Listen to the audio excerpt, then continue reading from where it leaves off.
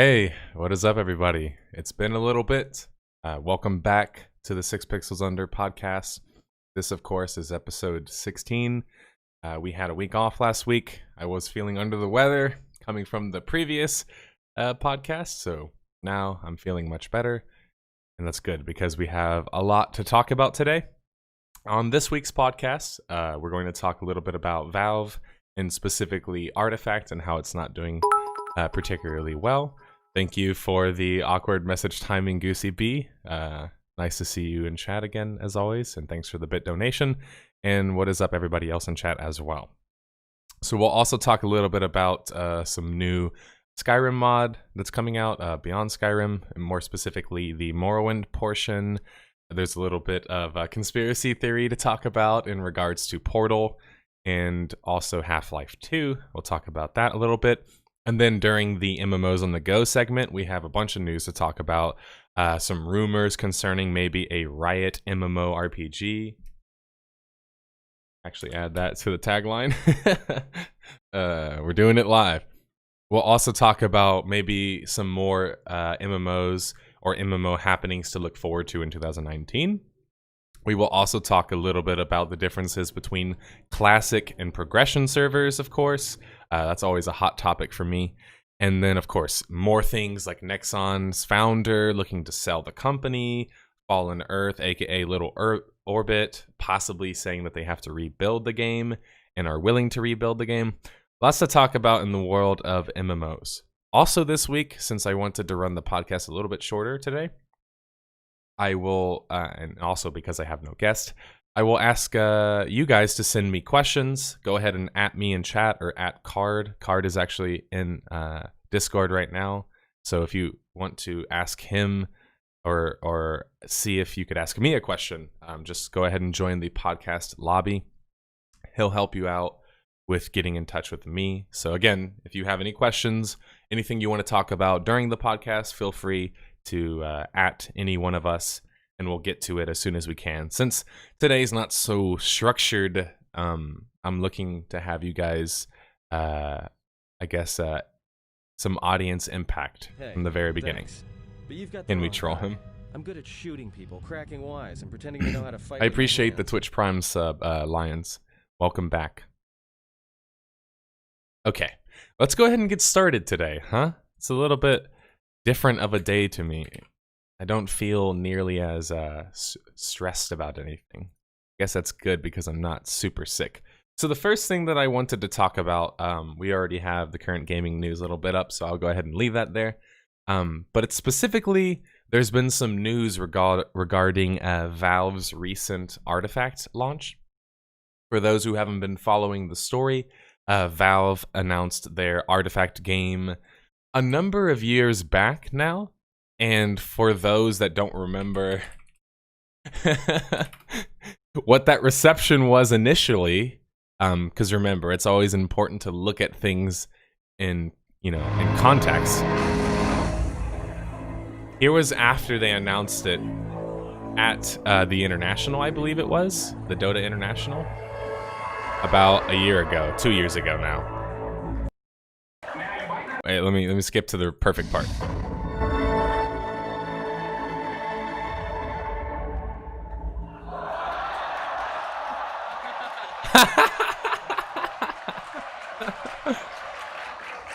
All right, I mean, I feel like right there already, they should already be a little bit worried, right?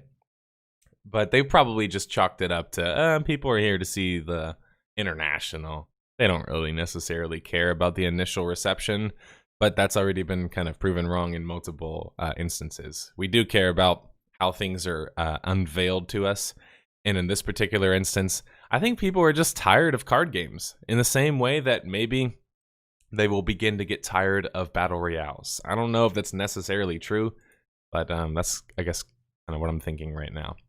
Now, apparently the article states that Artifact is no longer in the top 100 most played games, which is pretty significant because if you think about any Valve game, period, I mean, I can't think of any other Valve game regularly that doesn't place in the top 100 most played. So when you have a new game that comes out, one that's obviously greatly hyped, one that obviously has a budget and you've put a certain amount of money into it and you need to get some sort of return on your investment, it doesn't look like they're necessarily doing so well so far. And now, of course, there's many different reasons, I'm sure.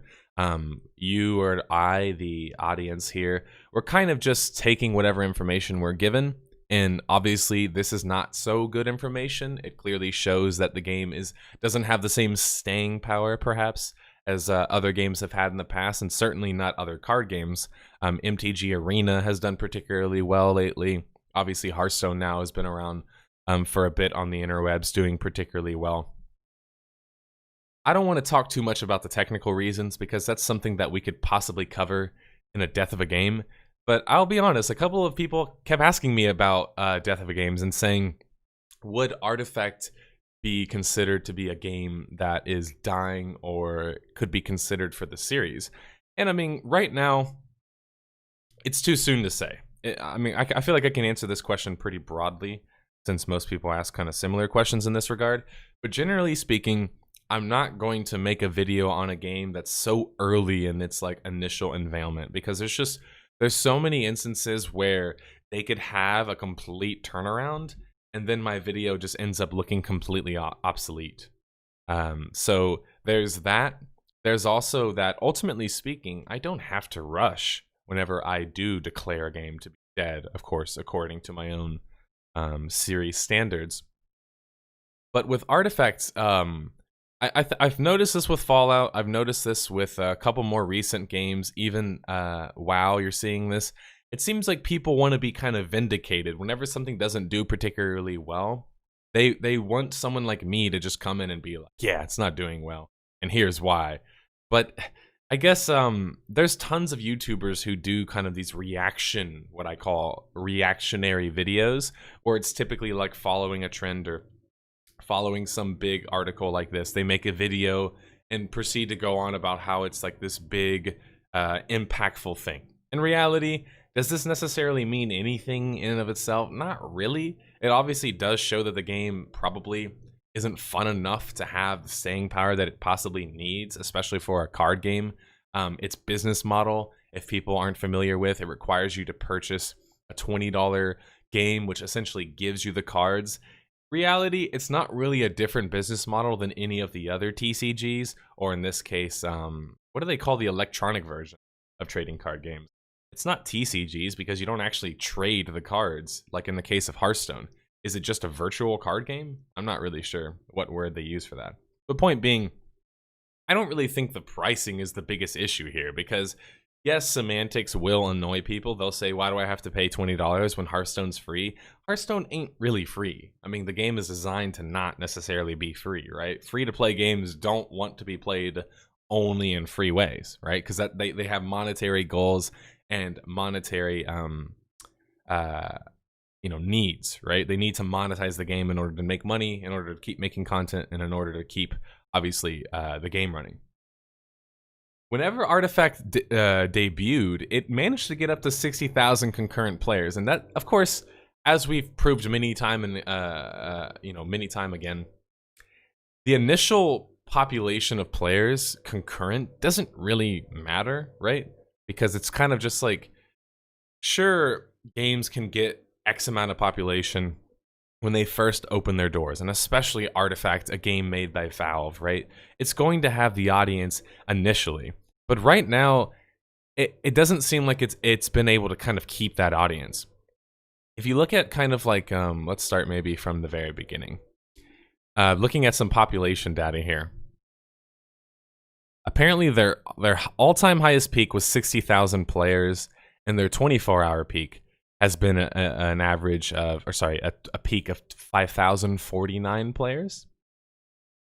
Current players are at 4,393. Again, take these stats with a grain of salt, because they're not always 100% accurate. Sometimes it doesn't count for regions and whatever else. But in this particular case, I think it's pretty kind of easy to see here that in December, we had peak players of 46,000. In November, we had peak players of 60,000.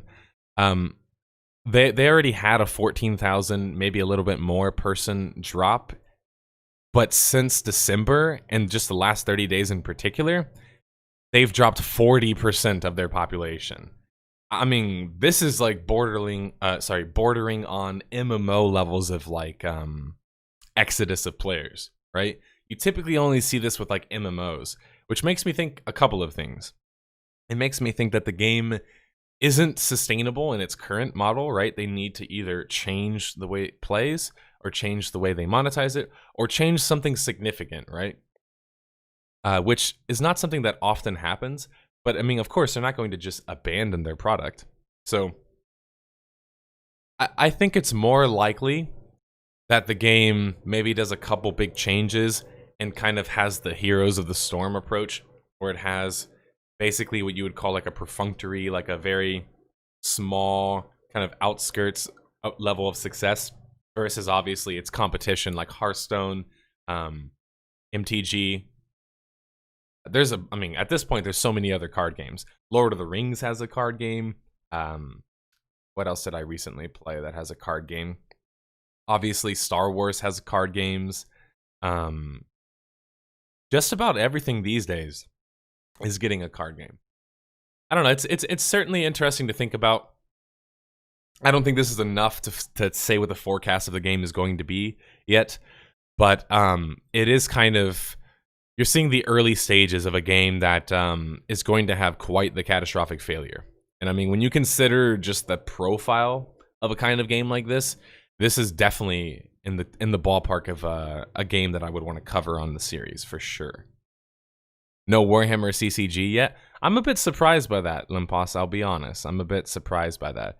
I hear about that as well, MGPT. I hear that's because they have Second Dinner, aka Ben Brode's squad, already has license to make a Marvel game, so just about everybody in the world is expecting that the game in particular is going to be a card game, which is probably a pretty good guess, but obviously we don't necessarily know yet. Gwent is another one. That's a good point as well. Yes, they tried to push Artifact. Somebody said, Germatu says it's because the guy who essentially created Magic was behind it. And that's kind of what I remember as well. That was like one of the big, the guy who was behind it, what was his name? Off the top of my head, I can't remember. But yeah, I think he was in charge of kind of designing this game. So I'll move on a bit here. I don't think there's much more to kind of go into. Again, this is, it's like when you observe a chain of events, especially early on. So let's like look at Artifact and think about it kind of conceptually. So Valve launches Artifact, and after 2 months loses like 40 to 60% of its player base, maybe even potentially more now. Excuse me, based on what I'm seeing. They obviously can't panic, right? They can't just panic like most people want to panic. The first thing that they can't do is they just can't start drastically changing everything. They have to obviously look at the game, look at the player feedback that they're getting, and try and understand kind of what the issue is in regards to their game. And I mean, they have a really good assist in this way, in that you can go to, that's not what I wanted to go to. Why doesn't it immediately go to the Steam page? Okay. So, things that I like to do whenever I'm wondering why games aren't particularly doing well is, of course, play them myself. That's always a good place to start. But also, another good place to start is other people's experiences, right? So, I typically don't really watch other critics' reviews, except whenever I'm doing a Death of a Game video, because it does kind of help round out things, but it helps tell a good story. Because critics are good at kind of like, I know it sounds bad, but in many cases, critics are good at kind of like getting the horse before the cart, or the cart before the horse, rather. The cart before the horse, meaning like they proclaim that the game is so great and whatever else before they actually have time to kind of play it at length.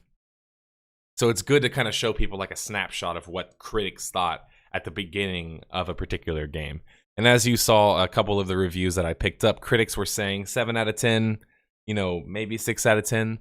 Critics weren't thinking so highly. The audience's opinion of it is actually even lower. 53% of the 15,000 reviews so far excuse me, are positive. And so when I go down here, and I love reading Steam reviews, despite people thinking that it's not necessarily useful.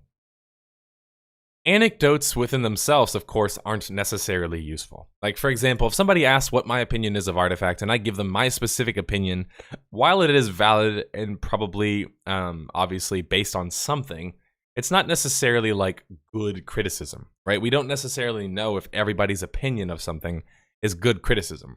So it isn't useful to always just kind of take general opinions as law. So I never like to necessarily, although I bring up aggregate scores on the podcast and in my videos, I don't necessarily like to treat them as the law.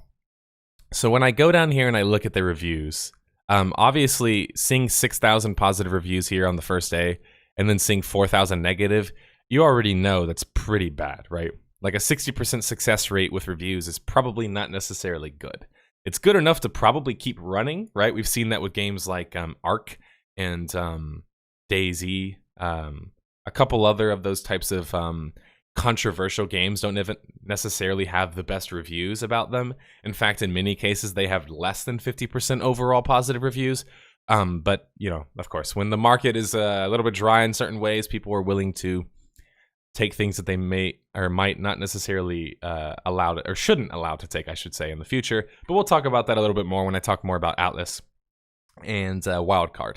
Now, the point that I wanted to make here from reading the reviews, here we already have somebody with 156 hours in the game. That's a lot considering the game is only about less than 2 months old, essentially, right?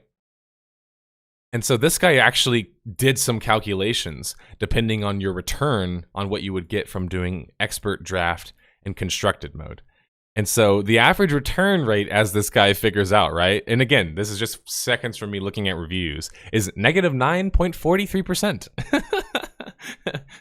The conclusion that he says here, check this out. The average players with a 50% win rate is expected to lose 9.43% of his money each time they play a constructed game. For people who maybe not necessarily the biggest fan of statistics, to explain this in the simplest terms, whenever you want to play a ranked mode, it requires you to purchase something in order to play that ranked mode, right? Some games have concepts like this. MTG has always had event tickets, which are the same concept. You buy an event ticket, you get access to a specific event. That already means you're at a deficit, right? Card games, this is very common in card games. Because card games are typically very competitive and have league structures or specific rule structures. So you have to pay a certain amount, let's say you pay 500 gold or whatever it is, in order to get into the pool. But since the average player has a win rate of 50%, he kind of makes a good point here that if you break that down, the statistics, based on what is considered like average to win and average to lose, for the average player, every time they spend a certain amount of money, they're going to be losing at least 9% of whatever they spend. And obviously, just from a simple economical standpoint, doesn't sound so good. But even from a more just visceral, like consumer standpoint, it doesn't seem good that every time you want to play a game, you feel like you're giving up more than you necessarily give. And this is actually after, if I remember correctly, they lowered the gain that they were getting from certain things. I think actually, if I remember correctly, don't quote me on this, but I believe Valve actually tweaked these numbers before as well. Right here it says, there's been no substantial change to this, so he's still talking about the same thing we just mentioned. Daily peak concurrent players will drop below 10k in the following few days. He was right about that, by the way. He was like 12 to 20-something days off in terms of like how long ago this was posted. But he was absolutely right in that it would drop below 10k players. So, like, it's easy to dismiss random reviews, especially on Steam. But I mean, you and I, you know, you being the audience, me being the content creator or nerd slayer, whatever you want to call me. In this particular case, we just took some time to just quickly go through reviews and kind of see why people think the way they think, right? Because it's never good to just look at this and be like, oh wow, Artifact's failing, huh? Like, we have to actually take the time to kind of see like what the majority of people's criticism is. And the majority of people's criticism is, guess what? Event tickets, right? It's about monetization. And this doesn't surprise me because this has always been a significant issue in these internet-based TCG games. Because in reality, they aren't actually TCGs, they're CCGs, collectible card games, and not trading card games. You have a collection, but you don't actually own any of the cards, right? It's a small distinction, and it's one that people often overlook whenever they say, how come standard card games aren't loot boxes? And it's like, well, it's because you can actually keep the value that you have and then sell the value. In CCGs, you don't own the cards, you can't trade the cards, so essentially there's no monetary value to the card itself in reality, which means that if you open a pack and you necessarily lose money, right? Richard Garfield, by the way, is the guy's name. It says it right here. That means that you won't be able to get that value back. So that's kind of what people's main issue is with loot boxes and why they don't like CCGs versus like TCGs. And I'm not going to sit here and say that TCGs somehow are, escape any sort of scrutiny. No, we should still scrutinize TCGs as well, because they probably have some very problematic business aspects to them. In fact, Card actually brought this up before, and I remember this. TCGs are closer to gambling under Dutch law than a CCG card pack, apparently. And of course, take with that what you will, but even that just adds another layer of kind of nuance to the situation. And I think I spent way too much time talking about card games already. Okay. Let's go back to the big screen. I think with Valve and Artifact in particular, well, you can't withdraw money from your Steam account, though. Oh, yeah, sorry. For people who don't know, Artifact uses its Steam balance. So essentially, whenever you want to sell your card or whatever else, you're not selling it for money per se.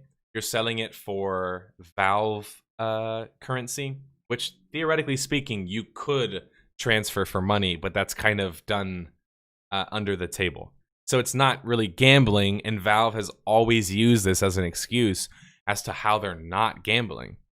Valve's argument to people is that with CSGO and our skins and all of this stuff, we're not actually giving people certain amounts of value. We're not actually letting them gamble.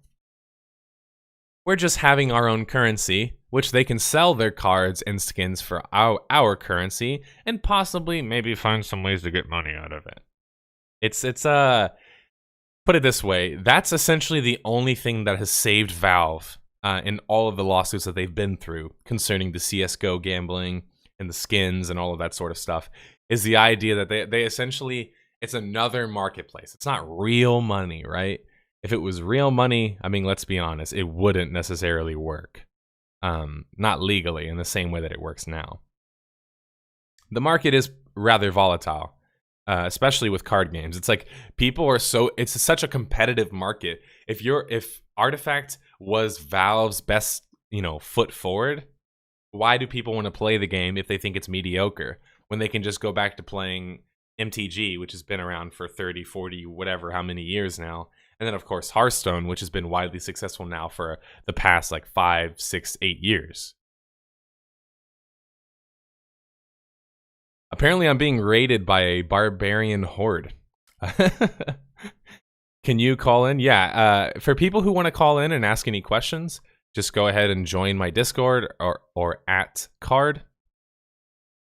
You can at him in chat, or you can at him in, join the podcast lobby and ask him, or tell him rather, that you'd like to ask me a question.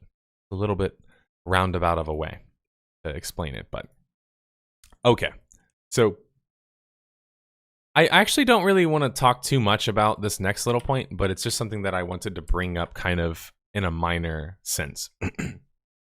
So for those who don't follow Skyrim, or don't follow Bethesda, or don't follow games, I guess at this point, considering Skyrim's one of the best-selling games ever, Skyrim has a series of mods called Beyond Skyrim, and just like the mods for Morrowind, the equivalent mods for Morrowind, this is essentially the idea that a mod team is trying to populate the entire continent within Elder Scrolls, right?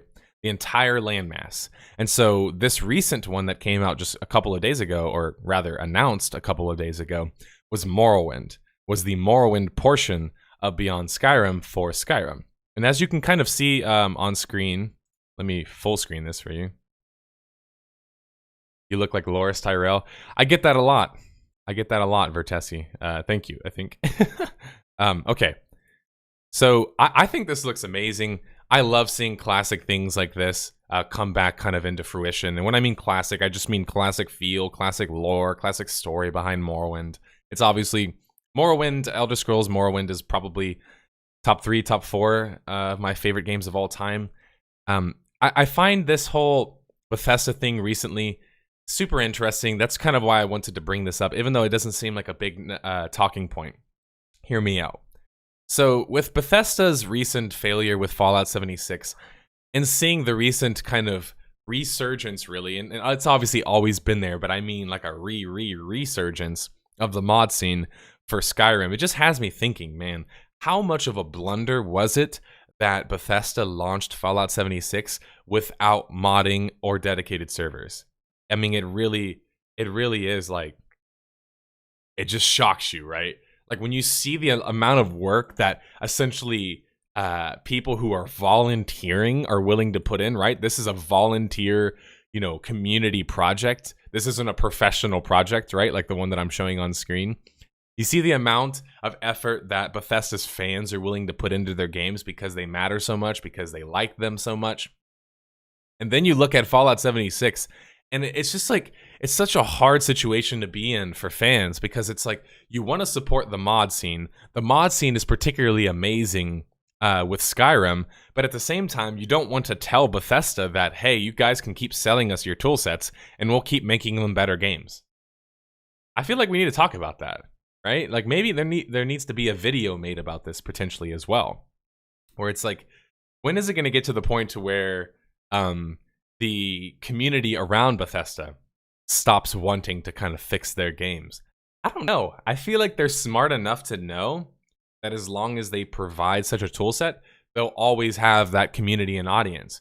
But with Fallout 76, that seems to me to be the biggest blunder that, Indigo Gaming and I have talked about, of course, ad nauseum. Way too much we've talked about Fallout 76. But it looks like a perfect example in this particular case. It's like, if this is what, essentially non-professionals can accomplish, imagine if an actual professional team took the time and effort to sit there and flesh out the entirety of the map. Of course, they don't need to, because their fans will do it for them. But with Fallout 76, it really does just kind of grind everybody's gears that they'd have the audacity to just launch the game without any of that.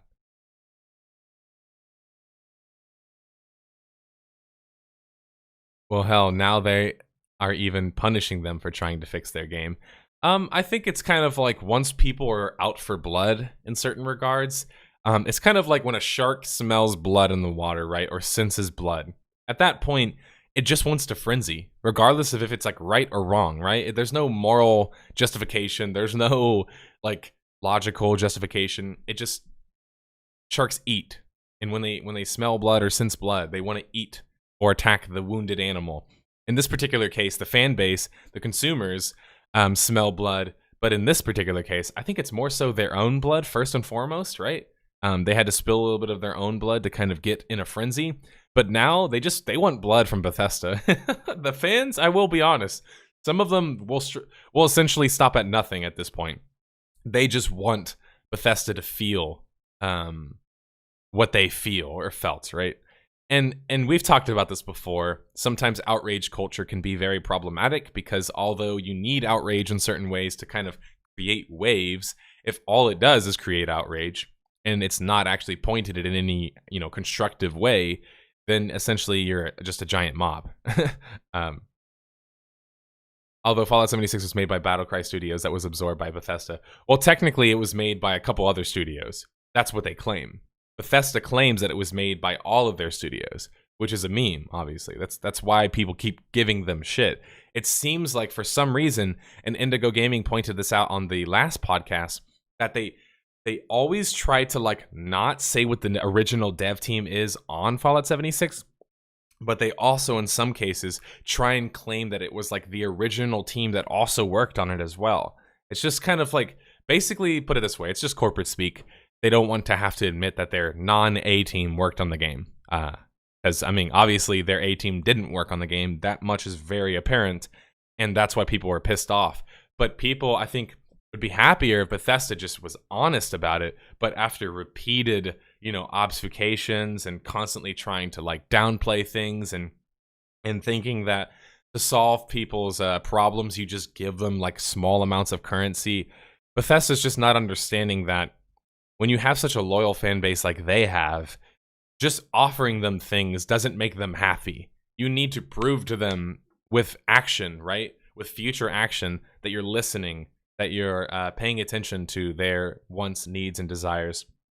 It's just, it really is interesting to remark about every week, though, how we're starting to see these kind of favorite companies. And trust me, Bethesda's been no stranger to criticism, but even just in the case of Blizzard, right? We're seeing these big companies, big publishers stumbling a lot and almost like stumbling without the kind of caution to really care too much about their initial stumbling, because it seems like for Blizzard and Bethesda and these other large corporations, their starts aren't as important as their dollar amounts. So it's like, yes, they might get some negative feedback and get negatively addressed initially, but that's been proven in the past to not necessarily mean that the game won't sell well or won't do well monetarily. And I mean, of course, there's perfect examples for this, many that I would especially like to bring up. And I think I'll use this as an opportunity even to pivot to that. So one thing I found myself talking about a couple of weeks ago, of course, was I guess I would call it launch/multiple launches of Atlas. Now, the Atlas MMO, for those who haven't been following the story or following the podcast, is an MMO, was advertised as an MMO by Wildcard. I will show everybody essentially the first trailer for the game, and we can start from the beginning. So we're about to do a deep dive into Atlas, because I had some opinions raised to me on Twitter concerning this, and I wanted to really kind of explain my perspective, since I think it's a little bit easy to assume that people are just, maybe being necessarily overly negative or whatever else, and I always like to explain my perspective. So the tweet in particular that I let out recently was, Atlas sucks, more news at 8, and I didn't even need to sell or play the game to have seen or known that. I asked the question of, when will we stop buying games from companies with such questionable histories? And why do we not expect what we get with companies like Wildcard? And first off, XP Gamers, Captain Shack, brought up some criticism that I want to address, which, by the way, I've met him in person. Great guy. Him and I have a friendly relationship. No ill will here. But I wanted to explain why I had such big problems with Atlas, because once again, it becomes one of those things where it's just so easy to just pile on, just as Ark used to be.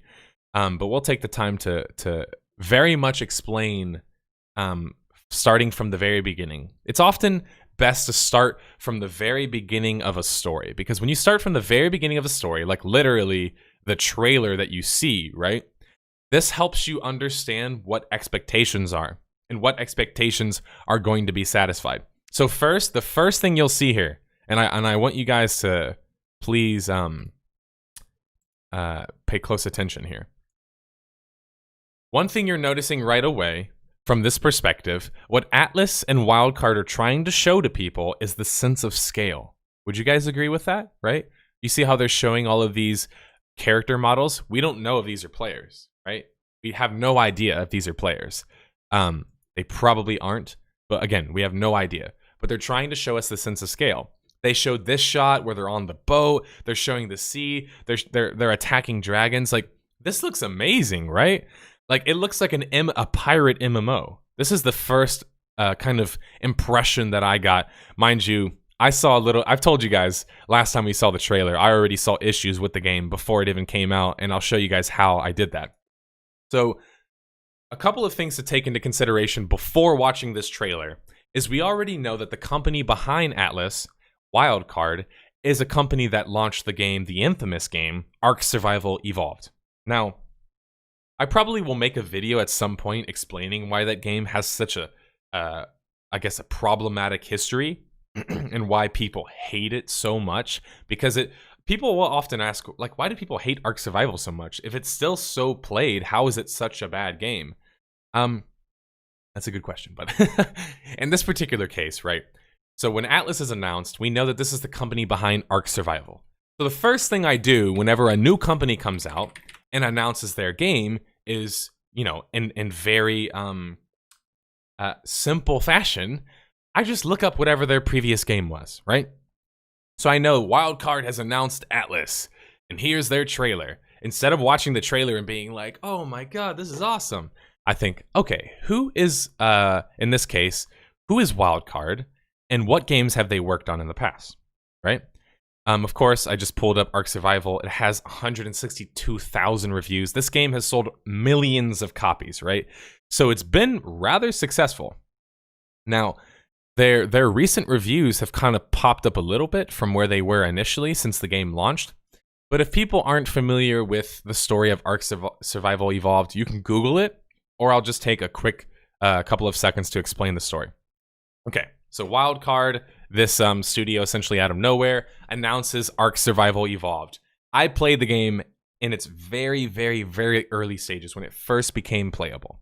And so the game back then was essentially what you would describe as a tool set. It was like a sandbox with no actual tools really yet to speak of, and not a whole lot of game, right? So Ark Survival Evolved, first off, was literally just like the kind of like survival experience where you can build things and attack things.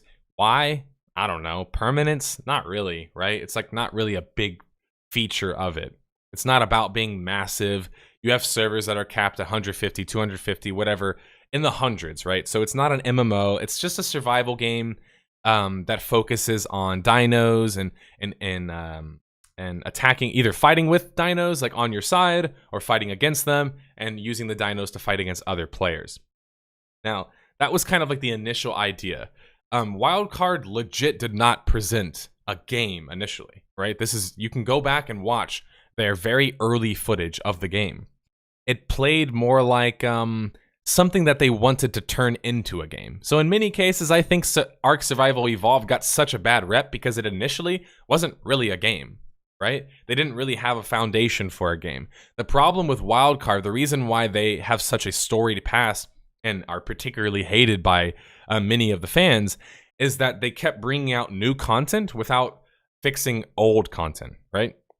And of course, this has been demonstrated whenever they announced an expansion, which they sold at near full price before the game had even made it out of early access. Did I mention that it launched in early access and was in early access for a number of years?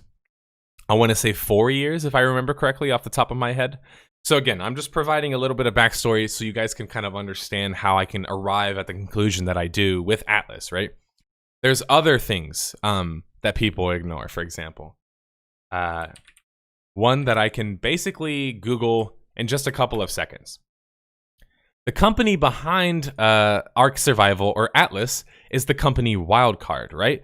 But Wildcard actually isn't its own independent developer, and it hasn't been for the past year. If you pay attention here, there's been articles on this, but Snail Games, aka the company behind Dark and Light, bought Wildcard just, I don't know, less than 2 years ago. So they haven't even been the same company. They're owned by a different company. And if people aren't familiar with who Snail Games is, they're a huge Chinese company that did Age of Wishu. They did, what's that other game? 5 Street is one that I remember. I'm trying to, they have some other game that was pretty popular. Anyway, they also did Dark and Light. And for people who aren't familiar with Dark and Light, it was an MMO ages ago that essentially was like vaporware. An completely odd story. Snail Games actually like re-releases this game idea years later. I'm talking like 15 years since the original one. Actually, it says it right here. The original one was 2008, and that was also Snail Games.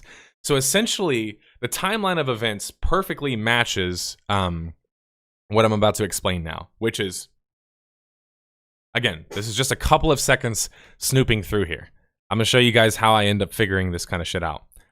All right, so apparently it says right here in December of 2015, that's when Snail Games was acquired. Or sorry, that's when Snail Games acquired Wildcard. And then, I mean, for some reason, the merger was apparently filed in 2015, but it only was reported on later. They somehow managed to keep it quite a secret because I haven't seen a whole lot of people talking about this thing in particular. But here's what I mean. After Snail Games acquires Wildcard, the very first thing that you notice is after that, Snail Games announces a couple of games. And the games that they announce, you'll notice some oddly similar qualities to the Ark Survival game. So after this, the additional titles that they start to announce, of course, they've done the Pixark thing. I don't even want to go into that because there's just so much like nonsense to talk about with, you know, those particular games. In fact, let's see if I can go back and find Wildcard.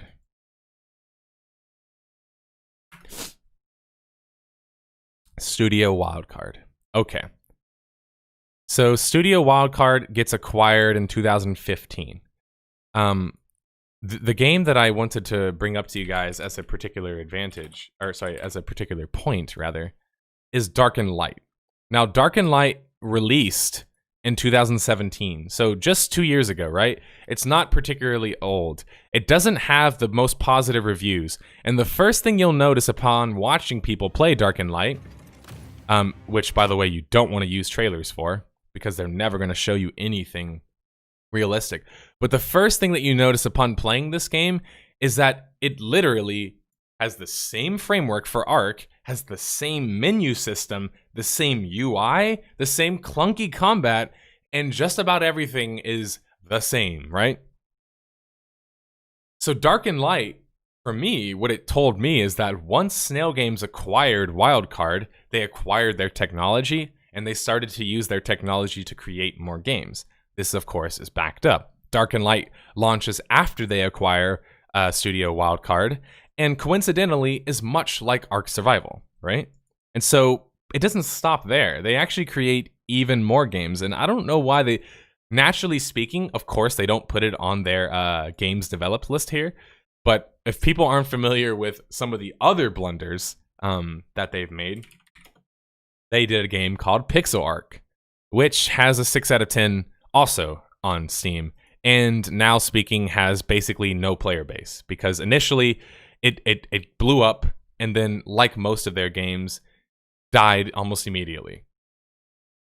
I bring this up to show to you guys that Snail Games, right, the one who's behind these Pixar games, who's behind Dark and Light, and essentially now is the one behind Atlas, already took over Studio Wildcard. It's not the same company, and sure as hell doesn't use the same kind of business strategies anymore. They've proven that they're willing to take the gameplay engine from Ark Survival and multiple times use it to relaunch new games. They've launched Pixark. They launched the 3D, or sorry, VR version of Ark. They have Ark Survival. They have Ark Survival of the Fittest, which is the BR version. They have the expansion that they also launched, but to be fair, Studio Wildcard launched that. And then Atlas, right? So now you're hearing all of the backstory. You're starting to understand why whenever I watched this trailer, I watched it with skeptical hippo eyes.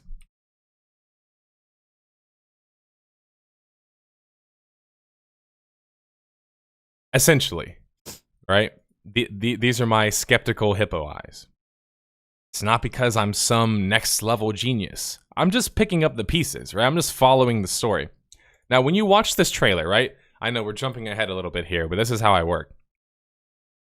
We jump ahead to the trailer. Now, we know already not to necessarily trust trailers because, once again, if you take the time to go and watch Dark and Light trailer, watch their trailer and tell me if it looks anything like the game became. Look at this. They're showing the sense of scale. You're climbing, like, look at this, giant dragons just flying, like, seamlessly around. Did you guys notice gameplay anywhere? Does it say gameplay? Does it say gameplay engine anywhere? No, these are obviously cinematics, right? Like, we have enough brain power to know that this is a cinematic. This is not new to either of those companies. they're used to essentially selling you a bill of goods that doesn't fit whatever it actually is. They're pretty good at it too. I mean, look at Atlas. It managed to get the kind of audience it got, even with all of the previous history that we've already mentioned. Now, when you watch this trailer, the first thing you'll notice, if you've ever played an Ark game, if you've ever played Dark and Light, and if you ever played any of the other 16 billion iterations, you'll notice that they play very similar to each other. That's because they all use the Unreal Engine, and they use, is it Cry or the Unreal on Ark? I think it's Unreal, but yeah, it's Unreal 4. Sorry, I always get Unreal 4 and CryEngine sometimes mixed up, and I know I shouldn't because they're not really the same. But anyway, Unreal issues, right? Pun intended. But when you watch the way people move here, again, for people who've played Ark Survival, please tell me that you can't tell that it looks just as clunky as it was before. Notice the momentum shift here. Like, these are little things that you can pick up for if you just take the time to look. If you watch this character here, right? He's running forward, and watch how he moves back here. There's no momentum. Instantly switches backwards. This is the biggest issue why, when you play Ark games, everything feels so fucking clunky. It's because every time you move, you feel like old school Gears of War with the Unreal 3 engine. Like you're running around with like 600 pounds attached to you. These are things that you can already see when you watch the game. The footage for the game. They try their best to make it look as sexy as they possibly can, but they can't hide the engine, right? If you notice that here, look at the jump animation here. Look at how kind of delayed it is and how clunky it looks. Again, these are all aspects that most players, like myself, who've played Ark Survival, are quite familiar with, right? And so that was like the initial trailer that got everybody like really hyped, right? And then the game launched. And obviously it's had, 18,000 or so reviews, and 32% of them have been positive. So it's been a mostly negative game.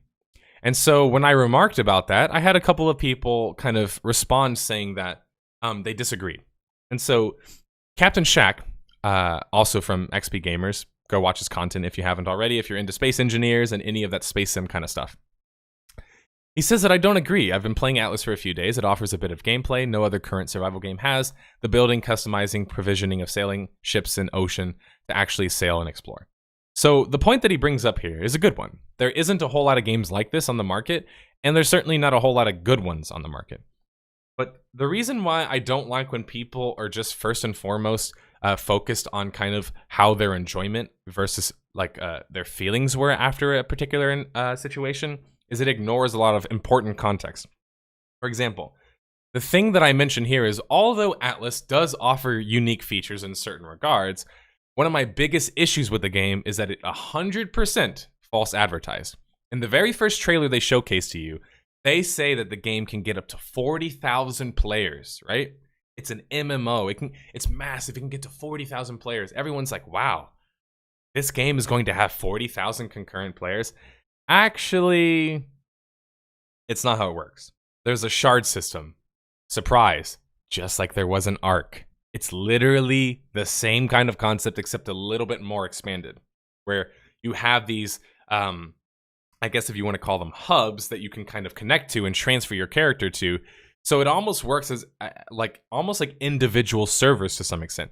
More so like individual servers than the same server. But this isn't the same as being a massive multiplayer online game, as many of you know. Just because you have the ability to link over to some other kind of server isn't 40,000 concurrent players, massive multiplayer online game. It's false advertisement. And they advertise it that way, and then all of a sudden, you don't really see it mentioned anywhere. So they mention it, of course, in their very first initial thing. We'll host up to 40,000 players exploring the same globe simultaneously. So this is masterfully put. They're so good at putting this kind of stuff. But they first and foremost, they describe it as a massively multiplayer first and third person fantasy pirate adventure. And says that it hosts up to 40,000 players exploring the same globe concurrently.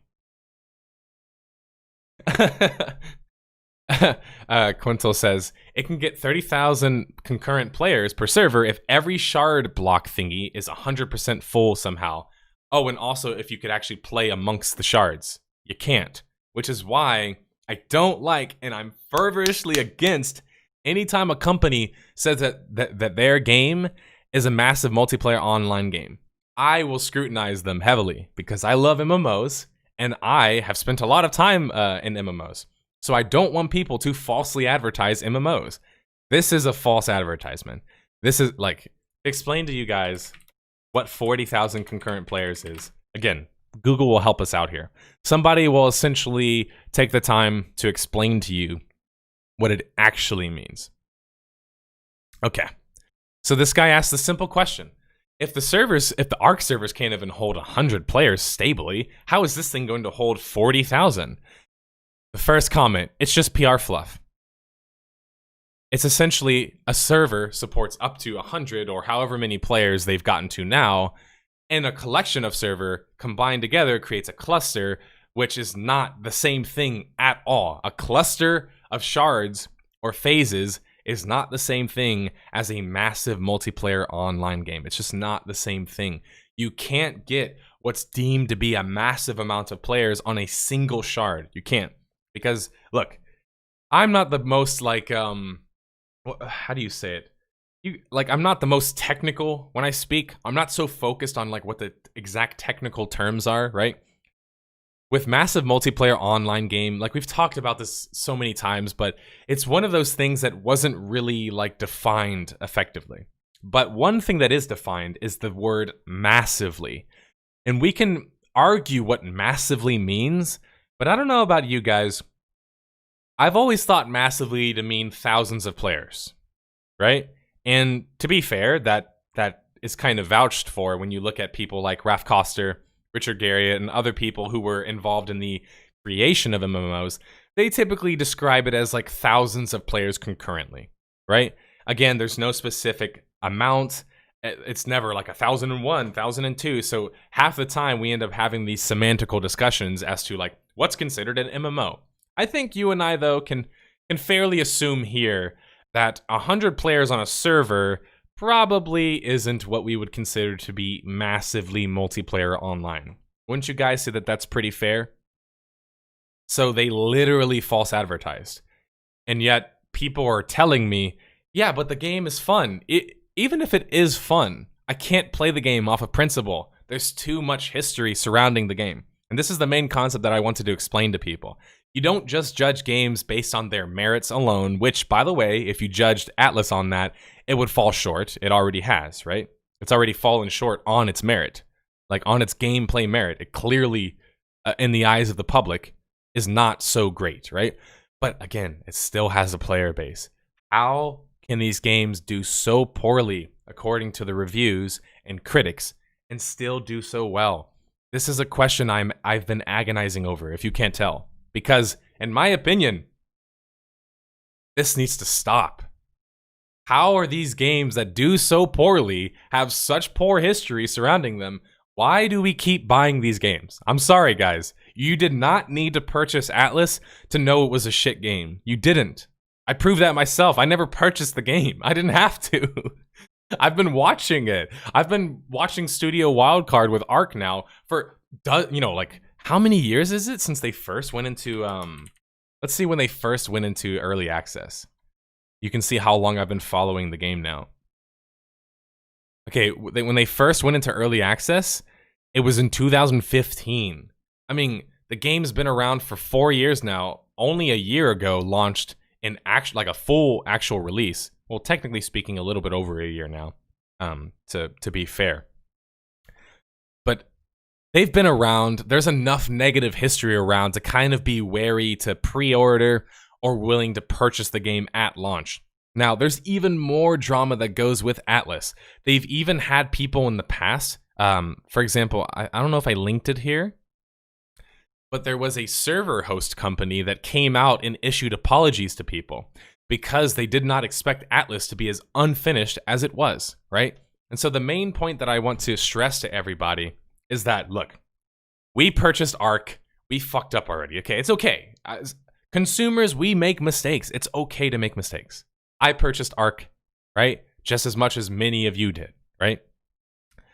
But doesn't mean we have to purchase Atlas, because we can use Ark and Pixel Ark and fucking 4D, 5D Ark and this Ark and the fucking expansion Ark. There's so many signs being acquired by Snail Games, releasing copy cutter games already before Atlas came out. We already knew that they've done this in the past, right? So once again, it's very hard for a company not to keep doing the same thing if they don't think there's enough financial reason not to keep doing the same thing. So if you want to ask why Grape Shot Games, that's brilliant, dude. These guys are so smart. They got a complete other company name now amongst Snail Games to run their games, so they have different branding. Like, okay, sorry, I come from a business background, guys. I come from a sales background. I've been doing construction sales since I was like 19 or whatever else. I'm 25 now, so I did it for, 6 to 7 years. I worked in construction, and specifically 6 to 5 years, or 5 to 6 years, I sold things, right? And so I'm pretty good at knowing when something's a marketing tactic. And when you see different publisher, different developer, although it's the same company, right? And you're seeing all of these empty promises that are not delivered on, they're trying to shed their previous history. And it's just crazy. We cannot let them get away with this. This is not Grape Shot Games. This is the same company that did Survival Evolved, right? This is the same company. Snail Games, we already looked at them. They did Dark and Light, right? Like, it's just crazy that we let people get away with this kind of shit. Same rapist, new coat. I mean, it's unfortunate, but it's like it really does seem that way. Now, so we've talked about objective reasons with gameplay not to really want to play such a game, Atlas, right? I'm not really going to get too much into that because, as I said, I haven't played the game significantly enough to feel adequate and confident to sit here and detail to you guys, point by point, what I believe to be wrong with the game from a design perspective. But the beauty of context and history, and also trusting and paying attention to what developers and companies are involved in certain games, we can already know shit smelled a little bit fishy, right? When we first saw those initial trailers, the first thing I said to you guys, I remember, was I don't think the game's going to run that well. And second off, I'm really surprised if they'll be able to get 40,000 players concurrently, to which both they were unable to do, and yet still consider themselves an MMO. I mean, if it seems like I'm piling on, it's because I am. I'm just trying to reach the point with you guys where I don't have to tell you not to pre-order things. I hate being that person. I don't want to like judge or constantly be in your pocket telling you which consumer decisions to make. I have my own decisions to worry about, right? But you guys can educate yourselves, right? You can look at the history. You can look at the previous iterations. You can look at the signs on the wall, right? The clues. It doesn't always take forking over $60 or forking over $50 or a pre-order or trying to play it at live to understand that these games just aren't necessarily good, right?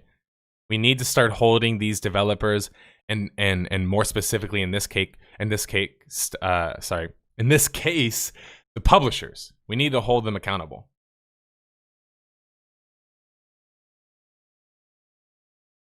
To be honest, around a few hundred players is pretty okay for an MMO, is it? Especially if you design it around that?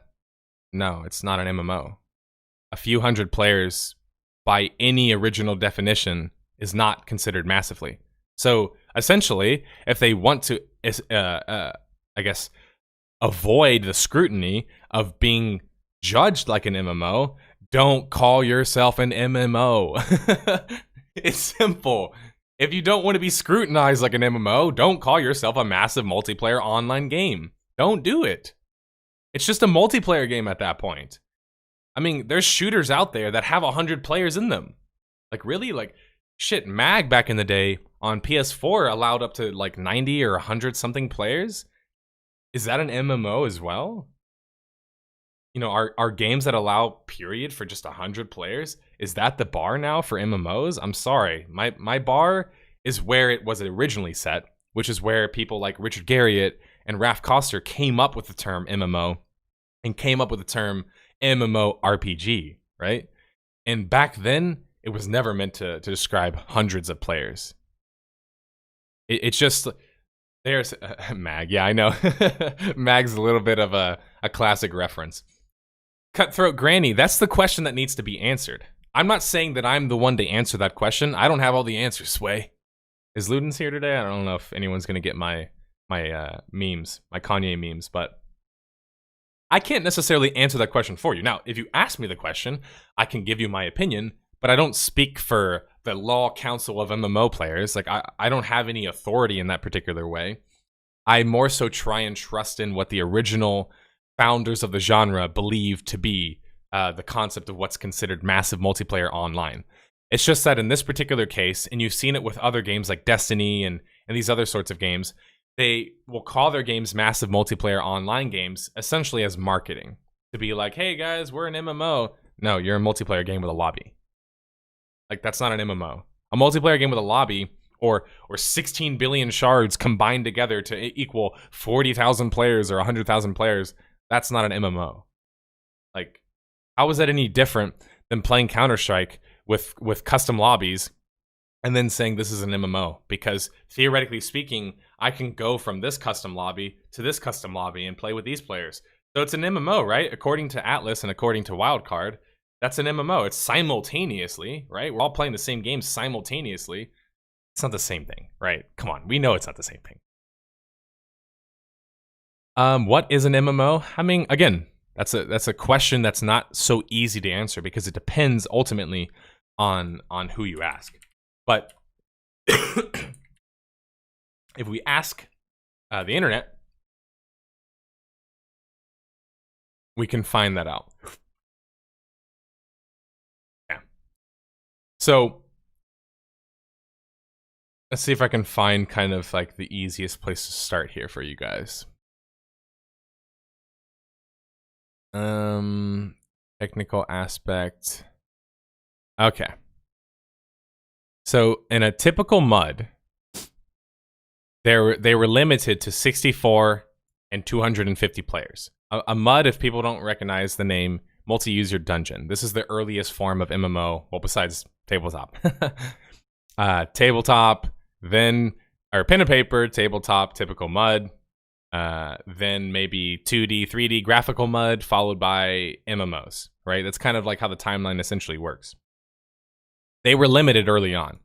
But actually, if you look at like some of the other points that they mention here, for example, they talk about typical servers can handle around 10,000 to 12,000 players. That's relatively accurate. Concurrent players on a given popular server are never going to rise above multiple thousands, typically speaking, unless they have a mega server like Evil. It actually mentions the Evil line here perfectly, which could have, theoretically speaking, 60,000 simultaneous players. Now, the reason why we have to at least introduce some sort of metric to describe what is considered an MMO, right, versus what's not considered an MMO, is that the earliest form of MMO, multi-user dungeon, had up to 64 to 256 player connections. By the way, MUDs existed in the early 90s, or sorry, mid to early to late 90s. MUDs existed, and then of course late 90s you saw the rise of games like EverQuest in 99, of course, which was, you know, essentially the first, you know, commercial 3D MMO that existed. Before that, it was like Meridian was the first graphical MUD, if I remember correctly, Meridian 59. Point being is right now the bar for a MUD was 64 to 256 players, right? And that was because it had a limit imposed, as it says, by the underlying operating system. Now, in today's current day and age, if I have a game that has a 100-person server cap that has less players than a MUD used to have in the 90s, I don't know if I can really call it a massive multiplayer online game. It's probably more like a MUD. I mean, and we're talking about player counts, right? Obviously, we're not talking about design aspects here. We're talking about player counts. It's just that when I try and explain this to people, the main concept I bring up is it's not that it has to be the past. It's that it, theoretically speaking, should be better than the past. And when newer games are masquerading as MMOs but have less players than the previous generation of game, a MUD, I don't know how you can rationally explain them to be massive multiplayer online games, because by their definition, it isn't. Now, I want to have a podcast, maybe even like a panel sometime where I can get Raph Coster, Brad McQuaid, a couple, Richard Garriott, maybe even Mark Jacobs. If I could get all four of those guys on a panel, I'll ask them these questions. What do you consider to be a massive multiplayer online game? I'll ask the guy who essentially created the name, right? And I'll ask the guys who created the first MUDs and MMOs, period. Graphical MMOs, I should say. And maybe we'll see kind of better yet what their answer is. But I'm pretty confident, as most people have said to me, and I've seen them say in the past, typically the answer is multiple thousands of players, right? That's the simplest way to describe it. Now, the main point I think that's more important than the amount of players is concurrently, right? Concurrently is probably the most important aspect of what's considered a massive multiplayer online game. Permanence and how many players are playing at the same time, right? Does the game have a permanent quality to it? Is it a virtual world, right? An emulated world or a created world? And are those players playing, simultaneously or concurrently? Simultaneous apparently has been memed now, so we can't even use the terminology simultaneous anymore, because that essentially means they could be playing the same game in different lobbies, which is obviously not what an MMO is at all. So, I don't know. I hate having these technical discussions about terminology, because I have my opinion, and as you see, the very first thing that's mentioned, and this is what I've seen, by the way, in literature, so please don't hit me with the, but that's Wikipedia argument. I've read books on this as well. I can go get a book right now that was written by Richard Bartle, which, obviously a genius of a guy, had a degree in AI, a PhD in AI, one of the first guys to create an MMO, but also very, everyone remembers the Bartle test, so I'm not even going to mention him. Richard Bartle has a storied history. There's also been a couple other books that talk about this sort of stuff. But even in the very beginning of the premise, it says, large number of players. Fair enough, right? That's pretty obscure. What does large number of players mean? But then they always say this too. Typically from hundreds to thousands on the same server. And I don't know why they didn't put the citation here, because there actually is a citation. Oh, it is right here. No, this is not the citation that they need.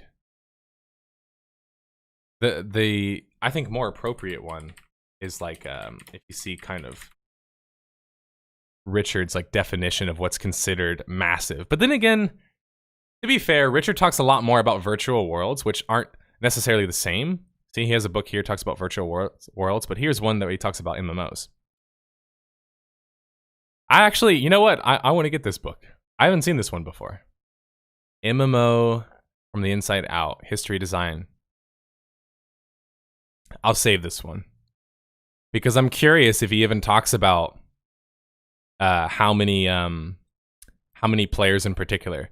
By the way, he probably doesn't, because most people don't want to be the person that has to describe how many players is considered massive, because it's just like, it's arbitrary. Like, who says I can decide what's considered massive multiplayer online?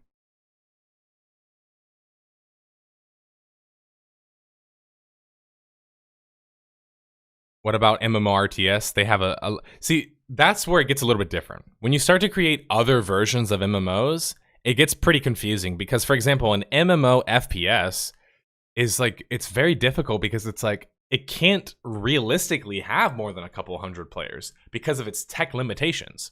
So maybe like MUD, we should just call it something different.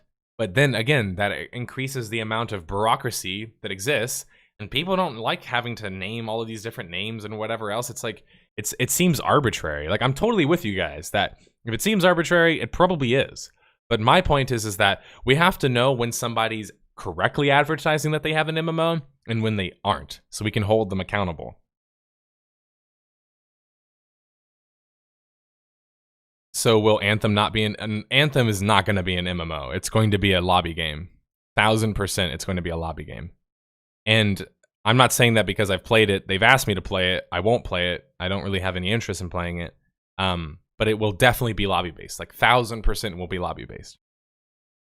What about the largest Minecraft servers that have 20,000 players? If they have 20,000 players concurrently, in my book, they're a massive multiplayer online game. Also, if they have permanence as well, permanence and a large amount of players, that's an MMO to me. It's a simple co-op. Yeah, I'm not sure exactly, obviously. We'll see once it releases, but from what I've seen, it's a lobby-based game. I feel like some of these technical discussions, though, sometimes they don't necessarily make my point as obvious. But we can basically to go back to Atlas. We need to know when people advertise when something is a certain thing and when it isn't a certain thing, because ultimately speaking, we don't want these companies to keep advertising their games as MMOs while not being MMOs, because it's just misleading first and foremost, right? It's misleading, and it also, unfortunately, it's good marketing, right? It's good marketing. It's good marketing for them to say that they can have all of this stuff, because that's the big selling point. In fact, a majority of my friends, guys who are close to me, were even telling me about, oh my god, 40,000 simultaneous players? How are they going to do it? It's in the same world? Like, what?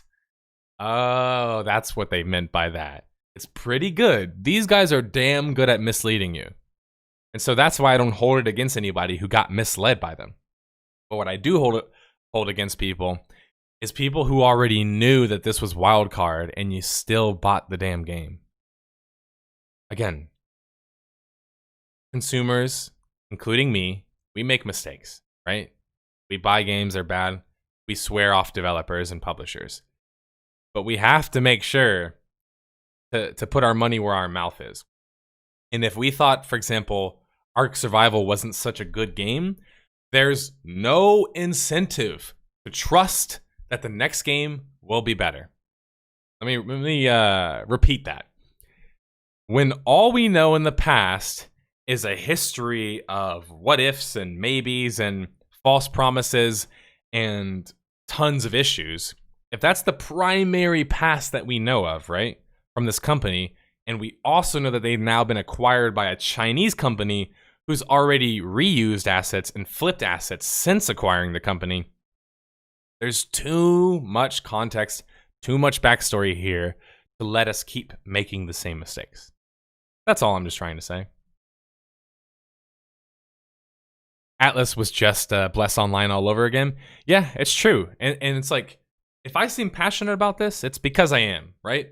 I'm just tired of us buying these damn games, okay? I'm tired of it, man. Because I'm tired of us supporting these horrible publishers and these horrible developers. Why is it that whenever I type in Atlas Steam charts... No, not Atlas Reactor. We know that nobody's playing that. Check this out.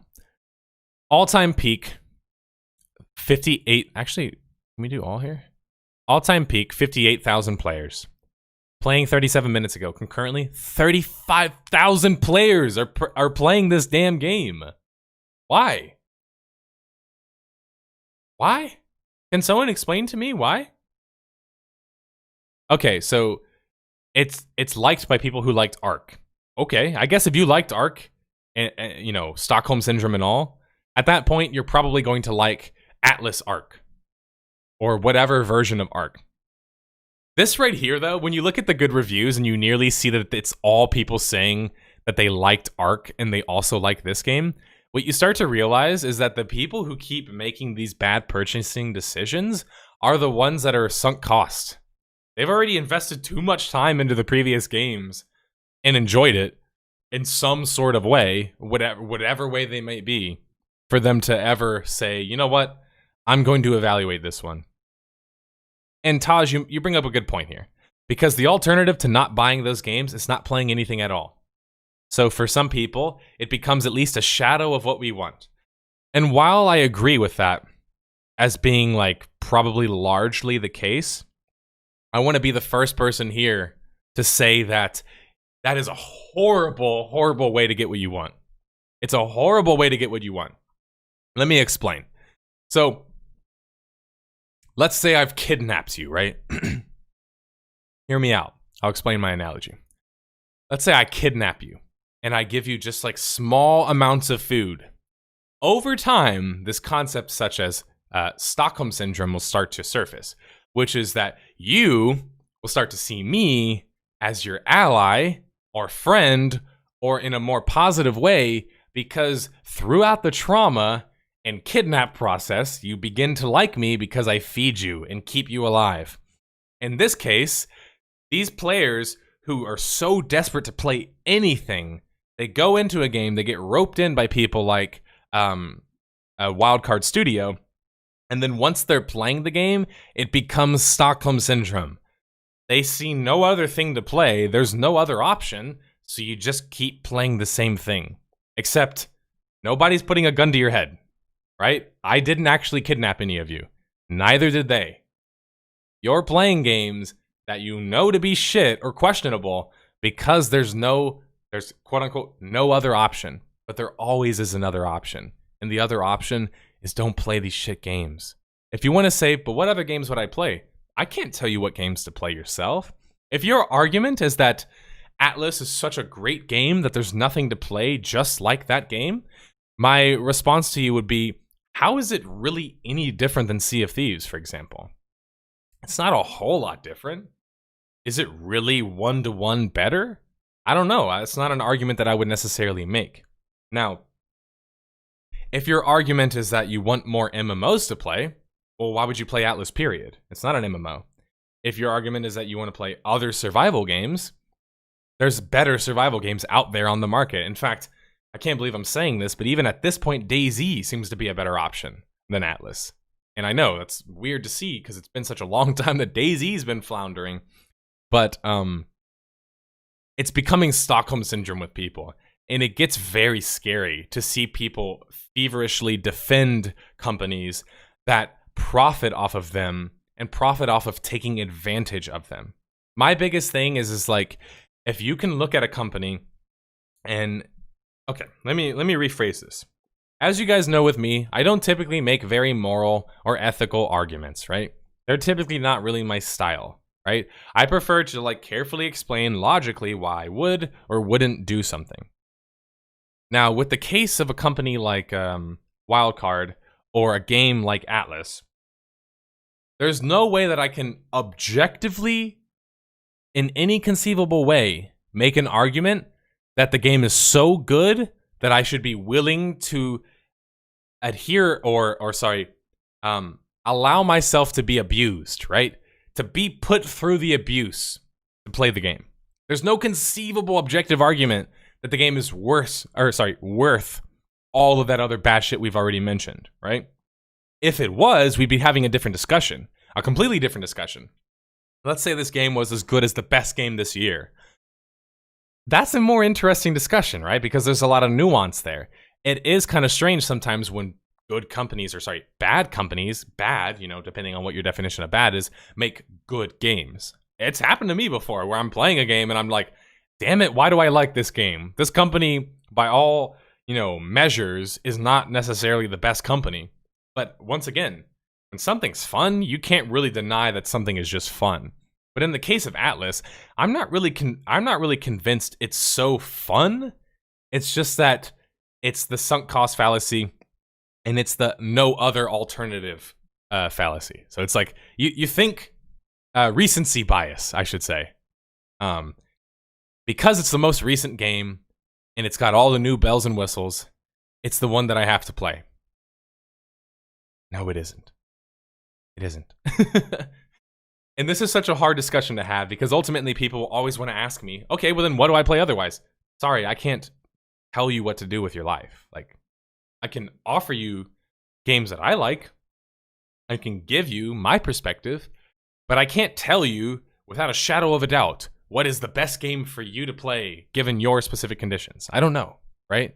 Ultimately, I don't know. But point being, if more people are willing to subject themselves to games like Atlas, And companies like Wildcard, because this is Wildcard, don't let them fool you into thinking it's Grape Shot Games or whatever the hell. This is Wildcard. This is Snail Games, right? This is that company. Supporting bad businesses and shady businesses, all it does is increase the amount of shadiness and increase the amount of bad decisions. If only there was an example of this. Wait a minute.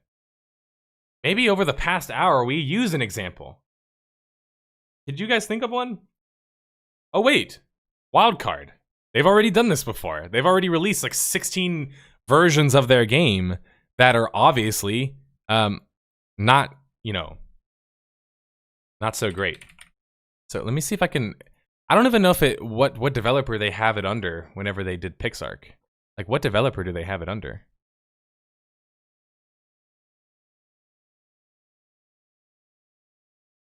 Huh. Let me guess. There's a different company that runs that one. Let's see. Okay, so this one is for real Snail Games. Okay. So we already knew. Okay, let me rephrase this. So if you want to ask, well, I don't care. I don't care about all that stuff you mentioned. I don't care about any moral or ethical arguments. I don't care about anything. All I want to do is play the game that I want to play and have fun. Let's say that that's your argument. By the way, this is an argument that's mentioned to me so many times. And I'll show you why that argument is so debunked. It's such a horrible argument to make. Okay. So we look at like the timeline of events here. Let's see. Wildcard. Actually,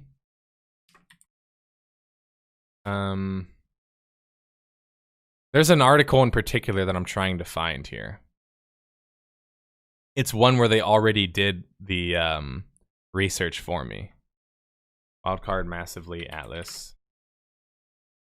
Okay.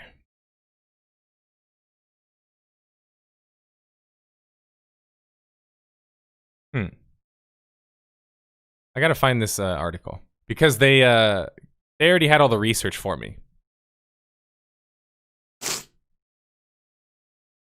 All right, I'll just go to their normal page. This is massively OP, by the way, for those who don't know. This is where I get a lot of MMO news from.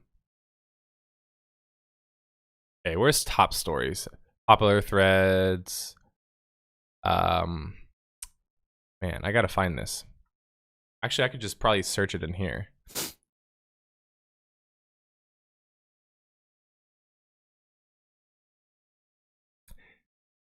It would take me work to actually have to go in and pull up all of the things that I want to pull up. So instead, I'm just hoping to find the article. Let's see. Atlas struggle, blah, blah. Okay. Here we go. I think this is it. Maybe not. They need to get better with their titles here. Because I swear... Damn it. This is going to drive me crazy now that I can't find this. To explain what I'm looking for, they took the time to essentially outline what games they've worked on in the past, previous kind of shady history, and then also essentially address some of the things that have come up with the recent Atlas game. Anyway, I'm not going to waste any more time looking for that. I'll have to find it some other time. But to explain what I'm trying to say here. So... let's say your opinion or your perspective is, I don't care about the news. I don't care about content creators who want to be all moralistic and want to virtue signal. I just play games because I just want to have fun. So screw it if Wildcard does all these things. I just want to play the game because it's fun. All right, let's say if that's your argument. So essentially what happens with those kinds of players, they get exploited heavily. In fact, sorry, but you're a mark. You're what's called a mark.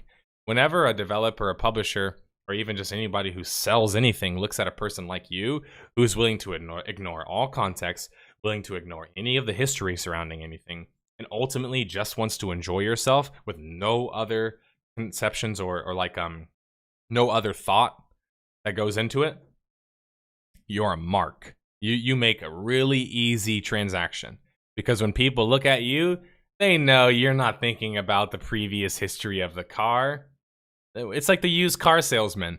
You don't want the Carfax or the Carfax or whatever they call it. Like, those damn commercials have messed me up with the Carfax, but you don't need the Carfax or the Carfax, right? You're just playing a game, man. You're just having a good time. You don't need to look at all that history. But wait a minute. Let's say they released Ark Survival and that's your approach to it, okay? So after Ark Survival came out in 2015 or came out into early access, let's say that's the time that you chose to say that argument. Oh, just play it for fun. Like, who cares about all of the other history? You ignore all of that other stuff. So what does a company like Wildcard then do after that? Well, they release an expansion in early access. Why not? I mean, everyone's buying our half-finished, shit game anyway. Why not just charge them an expansion before we've even gotten out of early access? Come on, a guy responds to him, come on, no one's gonna buy an expansion in a pre-launch game. Come on, John. We can't sell our audience that. Can we? Maybe we can. Maybe we can. Well, what's the worst thing that's gonna happen? They'll give us negative reviews, okay. Will we get more money than we'll get negative publicity? AKA make more money than we lose money? Maybe. You know what? Let's launch an expansion in early access. Met with all of this constant negative press and all of this background and whatever else. People are hating it. How could you launch an expansion in early access? All of these things, right? Everyone's saying all of these. How could it happen? Because of gullible fans, right? Because of gullible consumers. So then, let's say after that point, you make the same argument. I don't care. Survival, Evolve, expansion, pre-early access, whatever. It doesn't matter. I'm still having fun playing the game, and that's all that matters. Okay. And then they sell you PixARK, right? Then they sell you a game like PixARK. Or actually, no. Let's even go before that. Then after getting acquired, then they sell you another reskin of Ark. Dark and Light. So here's another reskin of basically the same engine, the same UI, the same combat system. Again, feel free to play or even just read the reviews to see if I'm totally making this up out my ass. Literally the first things that you see is exploiters, bugs all over the place. It's Snail Games. It's a cash grab by Snail Games. It's ripped from Ark, Wildcard oversight, asset flip. All of these things that reviewers are saying. People who've put thousands of hours into the game are saying this. So don't just listen to my opinion, right? But then again, to ask the question, how do people buy the game knowing that this is the case? Or all of those negative things we mentioned in the past, why are they still buying the game? Because they're making the same argument that we mentioned in the very beginning, which is that, well, I don't care about anything else except playing my good old game. You will allow them to keep doing this to you by having that mentality. If you want to close your ears and go la la la la la la anytime anything bad happens from a developer or a publisher that you support, you are the problem. You are part of the problem. So after Dark and Light comes out, another reskin, another version of Ark essentially happens. Then they're just like, you know what? Just make a pixel version of it. Why not? Look at that. You just make a pixel version of Ark. So it's the same kind of concept, except now we have the Minecraft way, right? So boom, now we got another kind of version of our game out there, right? And so, of course, people are going to complain, not enough progression, it's thrown together poorly. This is just like Ark, somebody said, which obviously it is. It's PixARK, right? But that's not enough for people, right?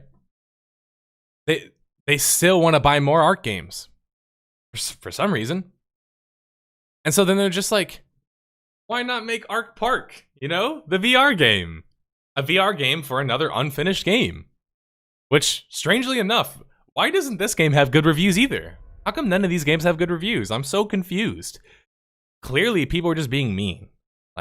You're just being unreasonable. These aren't bad games. There's no storied past here, right? Look, Ark Park comes out. I'll buy my VR headset. Who cares what your opinion is of all of this history and story and all of that? I don't care about none of that. I'm going to keep playing my game. right? Then they come out with Atlas, which has, strangely enough, negative reception. Strangely enough, many of the same complaints. Reskin, unoptimized, complete trash, garbage, waste of time.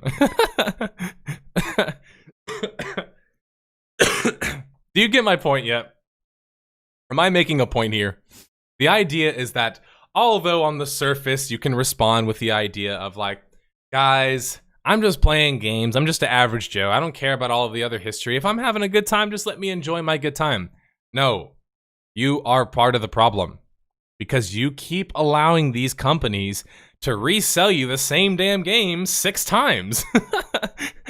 So your whole laissez-faire kind of, oh, it's just whatever kind of approach, you know, if you don't like it, don't buy it. It's like, yeah, but the people who are, you know, liking the game or whatever else, after all of these constant reskins and constant drama, you are the problem. You're why we keep getting this bullcrap. You're why we keep getting these crappy games, right? They will keep selling you. Okay, I'll put this in another simple analogy, and I think this is a good way to end this discussion.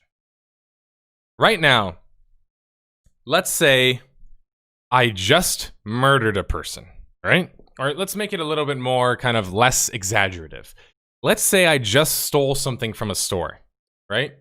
And the cops look at me funny the second time I come into the store because they're like, he stole something last time he was in the store. But you know what?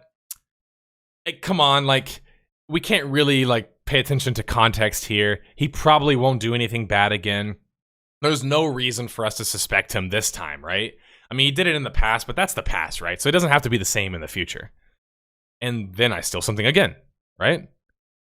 And now now he feels like a fool. The cop in that scenario feels like a fool because they're just like, man, like he already like stole something. I penalized him and he came back in. I thought he would change and he did the same thing again. He keeps stealing stuff. Why does he keep stealing stuff?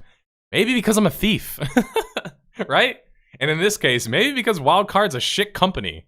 Maybe that's why they keep doing it. There doesn't need to be any other type of reasoning, right? Maybe they just suck. Maybe they're just a bad company that is part of the problem. It looks pretty solid.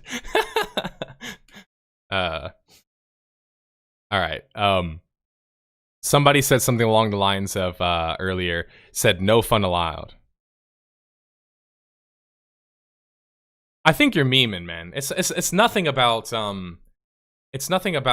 you not being able to have fun. What I'm saying is that your fun can be somebody else's demise. And what I mean is it's like the only way bad companies or companies that are seen as bad are allowed to continue to operate is because people keep giving them money. That's the simplest solution. If you want to ask me the question, Nerdslayer, why does Snail Games keep remaking art games? Because people keep buying them. Why does Todd Howard keep selling Skyrim? Because people keep buying Skyrim. So don't be mad at the publishers or developers. Actually, I take that back. Be mad at them, but be more mad at the people who keep buying the damn games. Somebody earlier in chat said it. Sorry, I couldn't get to your point. But they said something along the lines of, you as a consumer are part of the problem. Your money is what creates the issue.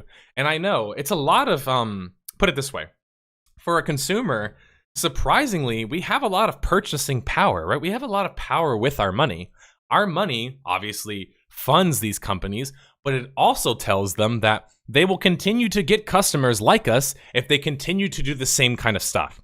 So whenever a company is continuing to do bad business practices by continuing to buy those games, even if we disagree with those business practices, we are supporting those business practices, right? Perfect example, Electronic Arts and nearly all of their sport games, especially nowadays, have like insane amounts of microtransactions, right? Why? Why do they have so many microtransactions? This isn't fair. Because people are buying it and they keep using it, right? Like they're purchasing their new FIFA team player cards or whatever the hell else.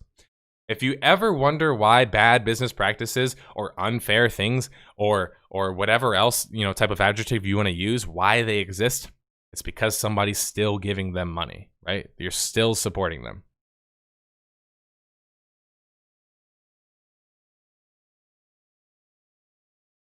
All right. I got off my high horse, if you want to call it that, my journalism high horse. It's just like, having been a player myself who's gone through all of this, I think that's why the story is so personal to me. Because it's like, I've kept trusting developers. I've kept trusting companies and been, shown to be essentially idiotic when they keep continuing to make the bad decisions. And then you realize, you're looking around in the room, nobody's finessing you. You're finessing yourself. So you're not being tricked by Atlas, right? You're tricking yourself because the signs are there, right? The history is there. All the clues are there. We don't have to keep purchasing it and giving them money. We already have all of the clues and all of the previous history we need, right? All right. No more talking about Atlas. That was a very long discussion about it. But I just, I wanted to stress to everybody that no, you don't need to purchase games. And no, you don't need to try and sell them to people and market them to people in order to know that they're bad games. So can these content creators, maybe these other content creators, can you get a little bit of a backbone and stop supporting these shit companies and these shit games? Because all you're doing is selling more people shit games and allowing more people to be exploited by more shit companies. But, fuck, I mean, that's a whole discussion for another time. No more rant in that specific regard. I want to move ahead to the MMOs on the go segment because we ranted a little bit too much today for current gaming news, and we didn't have too much regular gaming news to really talk about that I was interested in. So we'll talk some more about MMOs. And there's been some interesting rumors and maybe, dare I say, a mystery concerning a possible new MMO in the works by a company none other than Riot Games. And let me check some of my messages quickly.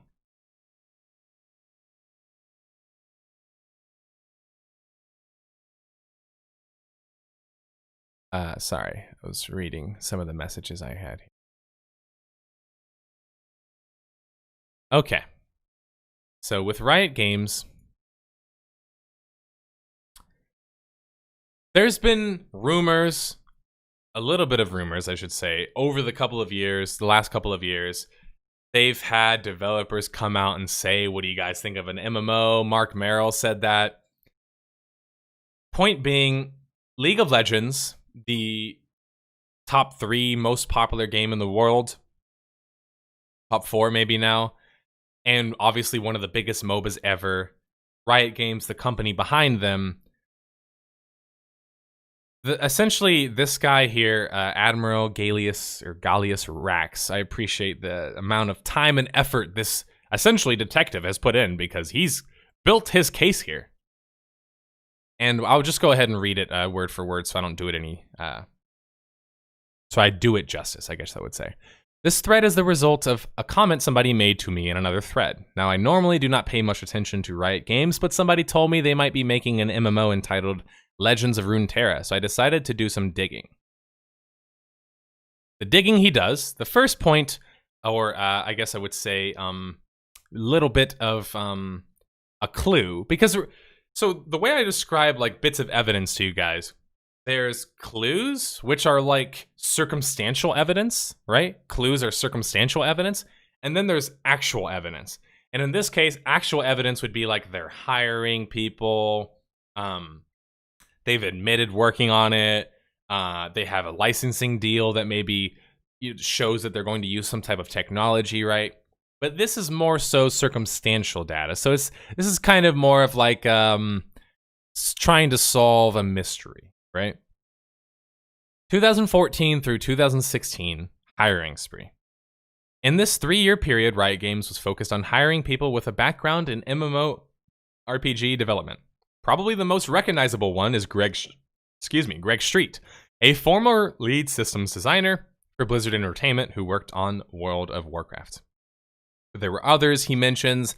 There was a lead gameplay designer they got from ZeniMax. There was a lead systems designer they got from Firaxis, but worked at ZeniMax before.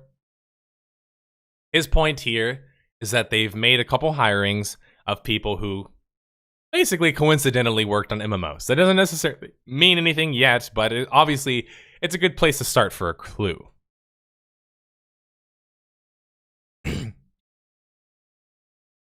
And then, he says, lore revamp and expansion. Now, this is probably his weakest point, but essentially the idea is that the world itself is Runeterra, and they created an interactive map. He sees this as them fleshing out the lore and background, which could potentially mean that they're working on an MMO.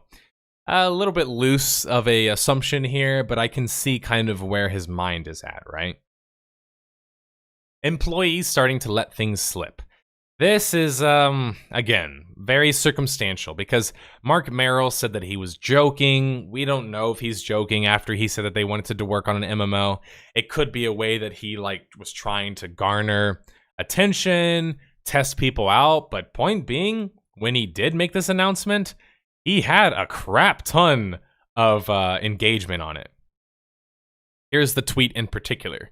Should we build an MMO? Yay or nay? And this was in 2018 in July. Had 34,000 likes and then 6.1 thousand retweets. Again, this doesn't necessarily mean anything. This is probably just him having fun. Or is it? Sometimes developers almost intentionally leak their products, but act like it's not leaking because you would think that they would never just outright come and say it, right? So again, that's kind of where the big clue, I guess I would say, comes from for some people. Now, there's other things. Apparently, he states that Greg Street, the developer we just mentioned previously, started making comments around the same time talking about that he was working on an MMO and that he would do a couple of things different from WoW with this given MMO. Again, hearsay, but it is interesting. And that's kind of how clues work. You start to, get your little smorgasbord or this your planning board, right? You've got lines with rubber bands connected to here, to this pin, and what you start to realize, of course, even with circumstantial evidence, is that it all kind of ties together, right? And it certainly makes for a good case whenever you can apply a bunch of circumstantial evidence and be like, see, this means that this is the case. Obviously, that's a hypothesis, right? You still have to test that out. You still have to get the evidence.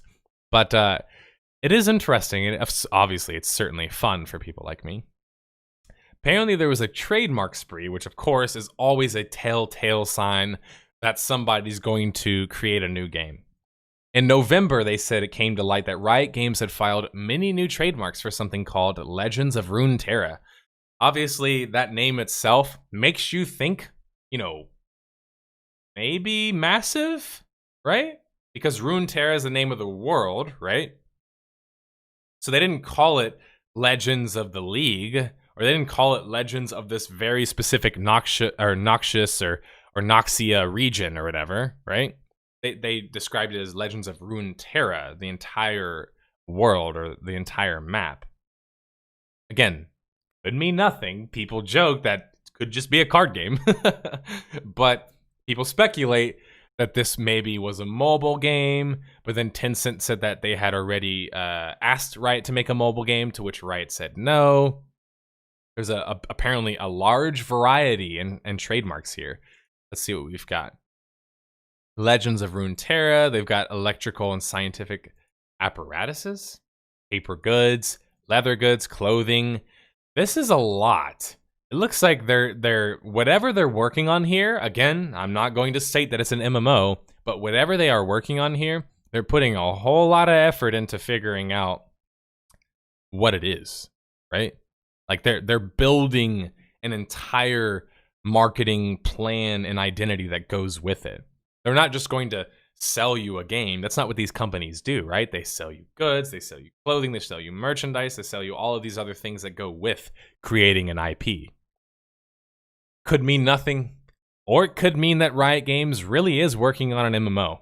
But if we're going to find something out about this, I agree with the OP here. I think we'll probably find out something this year, even if it's just rumors and whatever else. But it's interesting to think about. Obviously, I like to follow whenever large AAA companies decide to venture into the world of MMOs. Riot is one that I think that actually could do such. I think they have the ability to do such. I'm not sure how they would go about doing it necessarily, like their actual design aspects, but they certainly have the world, they have the clout, and they have the resources to make an MMO. And anytime that happens, it's at least a little bit exciting, right? Because even if maybe you're just assuming that most new MMOs are going to be shit, at least we can be a little bit excited about it, right? And think, well, maybe it could be good to some extent. And maybe we don't necessarily trust AAA companies to bring us the good news yet. We've been kind of relying more on the indie market and the Kickstarter market and etc. But when AAA companies do it right, it's awesome, isn't it? Because now we have a truly innovative and truly, blockbuster level title. And when I say that, I mean budgeting, right? I'm talking blockbuster dollars here. Yeah, it could spark others into action is also how I look at this sort of thing. Because who knows, maybe Valve sees this and is like, we want a Dota MMO as well. I'm not saying it'd be good or that's what they'll do. I'm just saying it certainly opens up other people's eyes when they see that a big company is working potentially on an MMO. Now, I'll go ahead and move to the next bit of news because that's some speculation. It's fun. We can revisit that maybe when we get some more clues or more evidence to look at. But right now, it's obviously just a theory. Or, sorry, hypothesis, because a theory is actually tested. So many people ask kind of what's to look forward to in 2019 when it comes to MMOs. And so I figured I should do some sort of research. But then I realized, well, somebody did that for me. So somebody already went through, picked up all of the dates and names of games, and essentially compiled a list of what to look forward to MMO-wise in 2019. And now, this is this person's list. It's not necessarily my list. But I'll go ahead and link this in chat for those who are interested. Half-Life the MMO. That would actually be, like, awesome. Like, Half-Life has the world to pull off an MMO. I think so.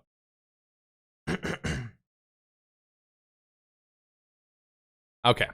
So first on the list, obviously, we have Lost Ark. This is something that's been talked about for some time. This is an MMO that uses the Unreal Engine 4. It looks like essentially a newer, cooler version of like a Diablo game, more in the MMO type of aspect.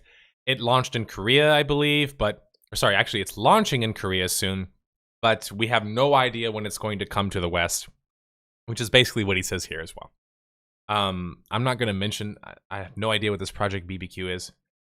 Oh, sorry, I think this Dungeon Fighter Online is actually just a sequel. So I think he maybe didn't do as much research as he should here, but we already talked about this. Dungeon Fighter Online, obviously, was one of the most popular MMOs of all time, even though it doesn't seem that way and never necessarily had the reputation. But it actually is getting a sequel of sorts. Which I guess is... this it? Yeah, okay, so they already did talk about it. I don't know why he didn't just name it that. But yeah, this is a Dungeon Fighter Online 3D. If people remembered the first Dungeon Fighter, it was a 2D, I think, side-scroller game. So this is already very different. As you can see, it uses the Unreal Engine 4 here. Sorry, make sure I have it on screen. It looks impressive. Graphically, looks impressive. Combat seems fast and snazzy, as you would expect from typical kind of Asian-influenced games. Those graphics there look awesome. Like, the coloring there looked awesome. I really like kind of the effects here.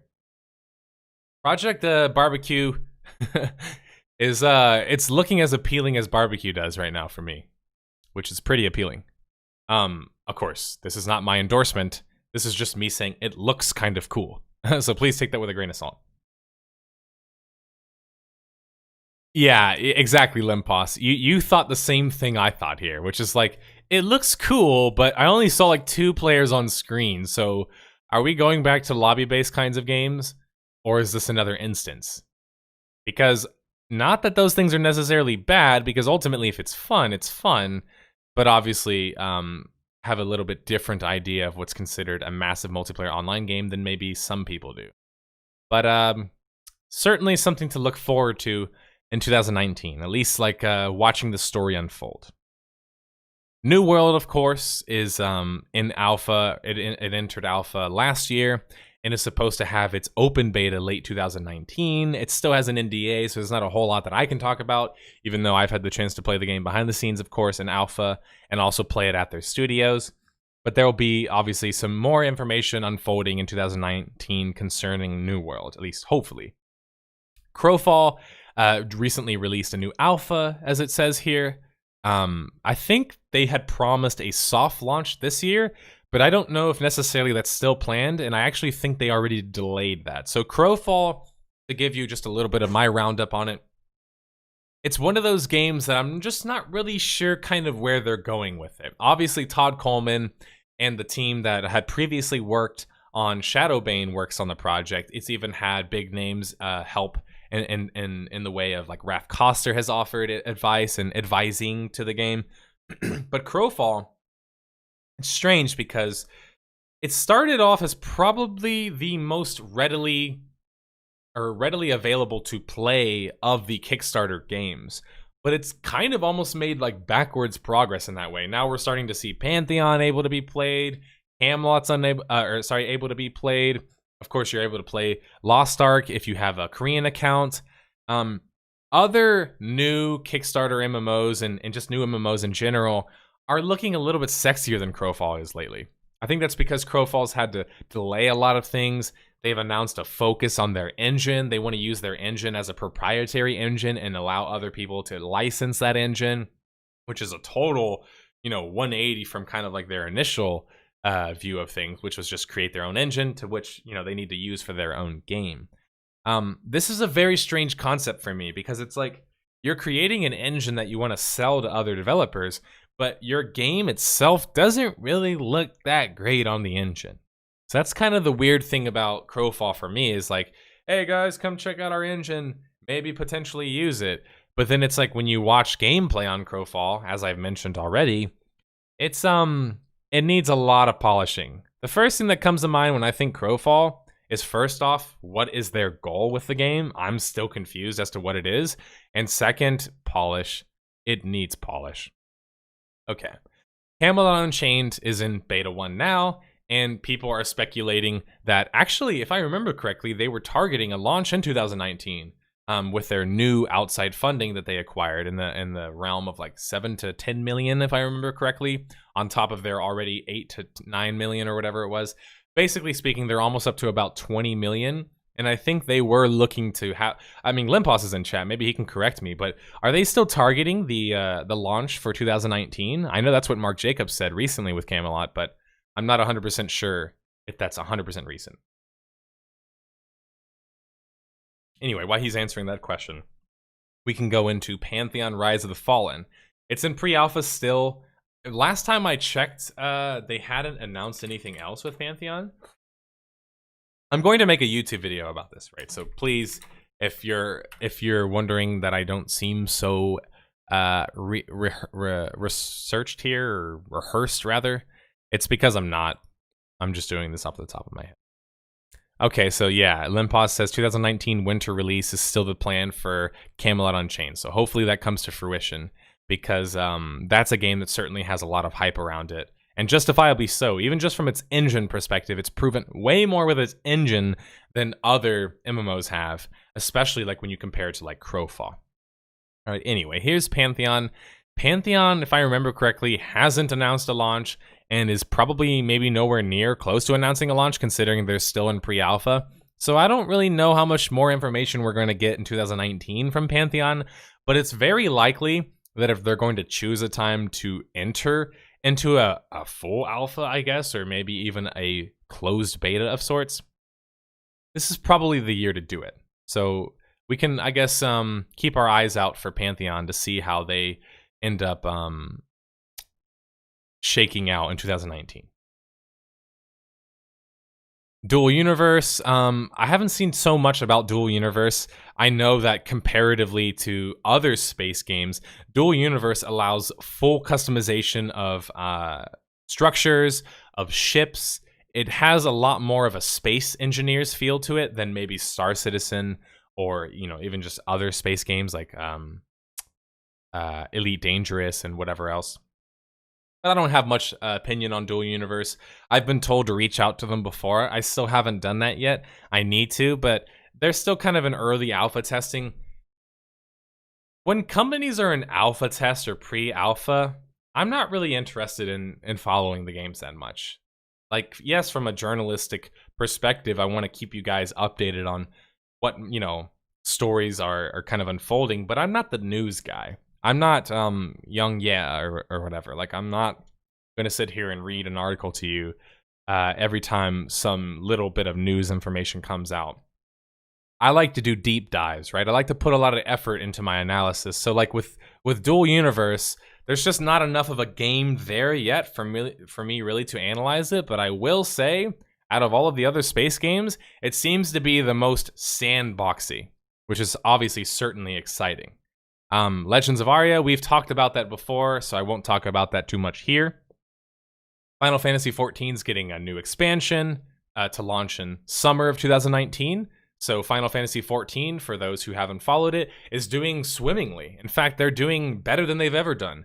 They're actually reaching a point now where they actually might be rivaling WoW or starting to rival WoW. I'm not saying that they have as much players yet, but people are jumping ship from WoW, and Final Fantasy XIV, for that kind of progression raider or story-centric player, PvE-centric player, the ones who can't, you know, or the ones who can stomach the 1.5 GCD or whatever. But those kinds of players, you have a good game to go to, right?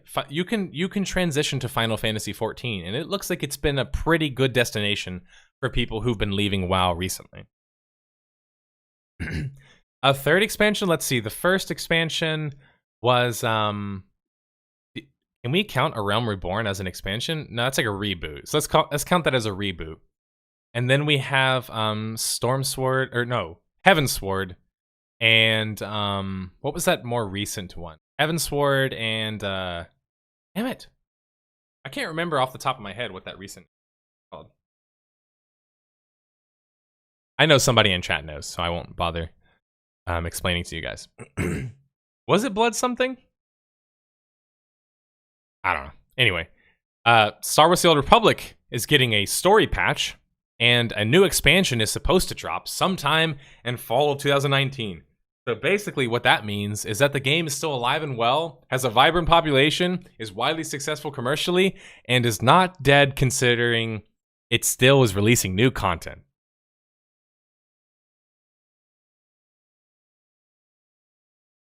Anyway, Bloodstorm. Thanks for that, Fruit Hoops. I appreciate it. Thanks for the 3-pointer. All right, so they say, wow. Blood? Stormblood? Is it really Stormblood? Okay, it's Stormblood. WoW early indications are that patches 8.2 and 8.3 aim to fix several of the issues with BFA. Yeah, that's a little bit hopeful. That's some wishful thinking here by the guy who created this little information blurb. Because I haven't seen a whole lot of indicators that WoW or Blizzard really knows how to fix BFA or is prepared to put in the amount of work that they would have to put in to fix BFA. Instead, it looks like, why even bother, guys? We got Classic WoW coming in 2019, right? That's probably what they're thinking. They're thinking to themselves like, yeah, we could really work on BFA, and of course we will. But also, Classic WoW, yeah. So I think Blizzard might, depending on how they handle the launch this year, they could regain a lot of their previous street cred and maybe even kind of revitalize some of their fan base. But could you guys imagine if Blizzard messes up Classic WoW? Can you imagine the outrage if they fuck up the launch? It's going to be glorious to watch and participate in, because I will be there at Classic WoW launch. So I'm really eager to see, can Blizzard maybe kind of like rewrite some of those wrongs? Can they maybe show some growth here? Or maybe just a return to old school form? I don't know. We'll see. It's going to be Classic WoW, whether you're a fan who wants to play it, whether you think it's overrated, whether you think most people will quit, whether you just want to watch the shit show, it's going to be fun for all of us to watch and play and whatever else. It's going to be a great story, and it's going to be, a huge story of 2019. So pay attention to that. Pretty sure the base races are human or orc. You can spend 99 cents for a loot box that may contain more classes or races. Okay, Elder Scrolls Online. We'll probably get another Zone DLC in the same vein as Murkmire, this guy says. Possibly another Dungeon DLC with a new story expansion planned in the summer. So Elder Scrolls, right now, their business plan seems to be create new full feature, expansions, full feature story expansions, sell them to our buy-to-play audience, aka you have to buy the new expansion, use that money to then put back into the game to create more content. So basically, Elder Scrolls right now online is caught in the WoW form of like content. Basically, actually, I take that back. It's in what's called the theme park workload. What I mean by that is that theme park games are first and foremost reliant on developer-made content. This means that if developers don't introduce new content, player base dies. Like, simply put, that's how theme parks work. If you don't increase content, player base dies. Because unlike in old school games like maybe Ultima or maybe Galaxies, like on the emulator, those games with smaller populations are, certainly not small populations, but they don't need a whole lot of developer interaction. Because there's so many tools already, players can create their own kinds of content, right? But with a game like Elder Scrolls Online, which is about as on rails as you can get in some cases, it needs the developer to constantly hold the player's hand to bring them to the next batch of content. The reason why I'm mentioning this is that the only way that ever goes bad is if the new expansion is deemed not worth the money, right? So whenever the new expansion comes out, and I'm not saying that this one will, I'm just saying, theoretically speaking here, look at BFA, for example. When the new expansion isn't so good, it hurts the population, hurts the profits, and then the theme park game, or in this case, Elder Scrolls Online or WoW or whoever else, Blizzard, they have to create a new expansion that hopefully will right some of the previous wrongs, or at least revitalize their player base. So they have to constantly reinvent themselves yearly, and it seems to be working for Elder Scrolls Online so far. They're making new story expansions yearly, and they're essentially using the money from the previous expansion to start to work on the new expansion. As long as they keep doing that, they'll continue to keep making content, and they'll be successful. My fear, though, when I see companies get into this type of kind of loop, I guess I would say, is you're already seeing with WoW, right? WoW has proven to us that even the guys who created the idea of theme park and developer, made expansions and yearly or bi-yearly expansions and big paid developer content expansions, WoW essentially kind of created that trend of doing that. And for the longest time was the only MMO who could get away with it. I mean, it was the only MMO who could reliably release new content that was good enough to keep their audience interested.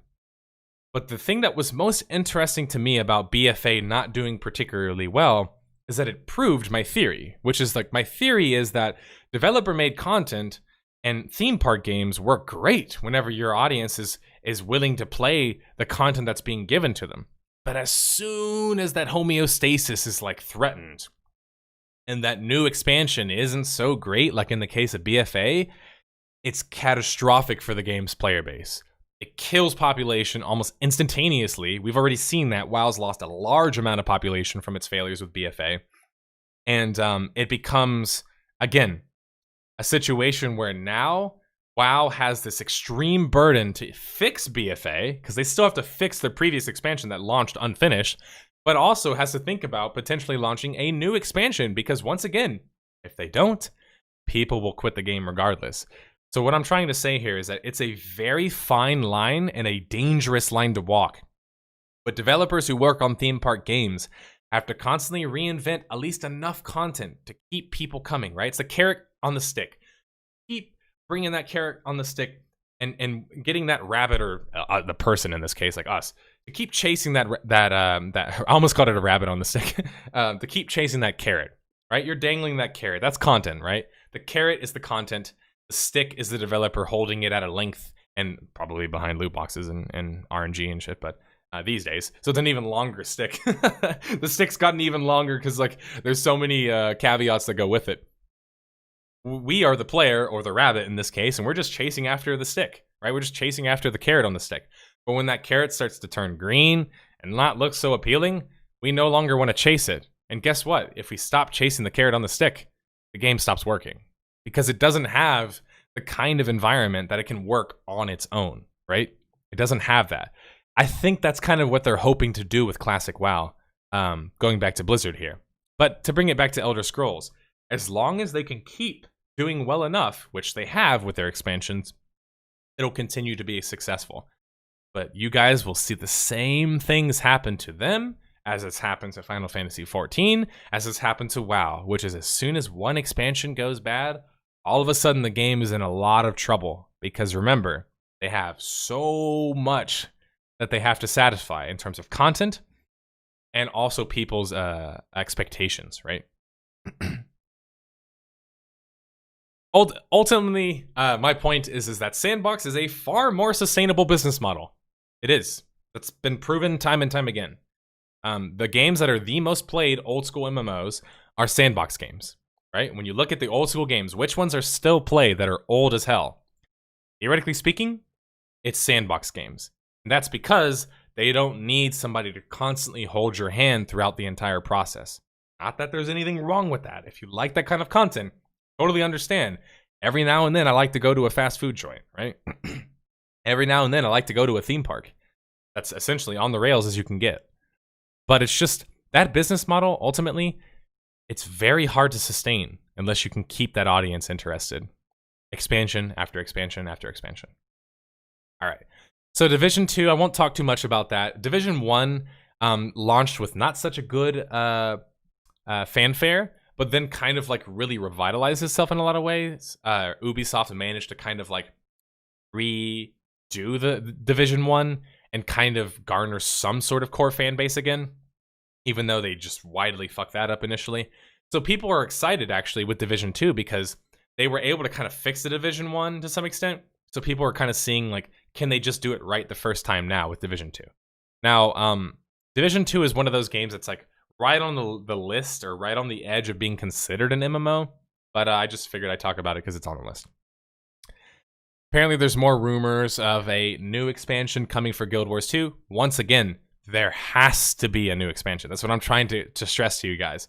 For theme park games, they have to keep releasing new content. Otherwise, they just outright are going to have mass exodus of players. It might not happen overnight, right? But it will happen over a couple of months, and next thing you know, they have a fraction of the same population they did before. Whereas when you look at Sandbox games, their population charts are like, so theme park population charts are like this, right? Expansion? The point is an expansion? The lull between expansions goes down. I'm not saying it goes directly down in that specific way. I'm not saying I know the statistics exactly. But generally speaking, every time there's an expansion, there's a spike, right? Followed by a downturn. With Sandbox games, the spikes aren't as exaggerated, right? They're slight. When they release new content, it's typically more slight, right? Because ultimately speaking, the players who play such a game don't need their hand to be held and don't want on-the-rails content necessarily, right? They want more tools to play with, essentially. More tools don't create more players overnight, right? Like an expansion does. If WoW launches an expansion tomorrow, all of a sudden a surprise expansion, whether or not people trust them right now, it's going to have a big spike in population. followed by a downturn in population. So when you look at Elder Scrolls, WoW, Final Fantasy XIV, Guild Wars 2, all of them suffer from like essentially the same core issue, which is that they have to keep releasing big, exciting, huge expansions if they want to keep people interested. Otherwise, you run out of things to do, right? Because there's not enough core of the game to go around. You constantly need something to be given to you and led down a certain path. There's a Magic the Gathering MMO that has been released. I actually remember that. I'm sorry, being released in the future. But right now it's such early stages that I think the only thing that's been confirmed so far is that there is an MMO being made in the Magic the Gathering universe. I can't really remember who was the developer that was working on it, so I'm gonna have to look that up.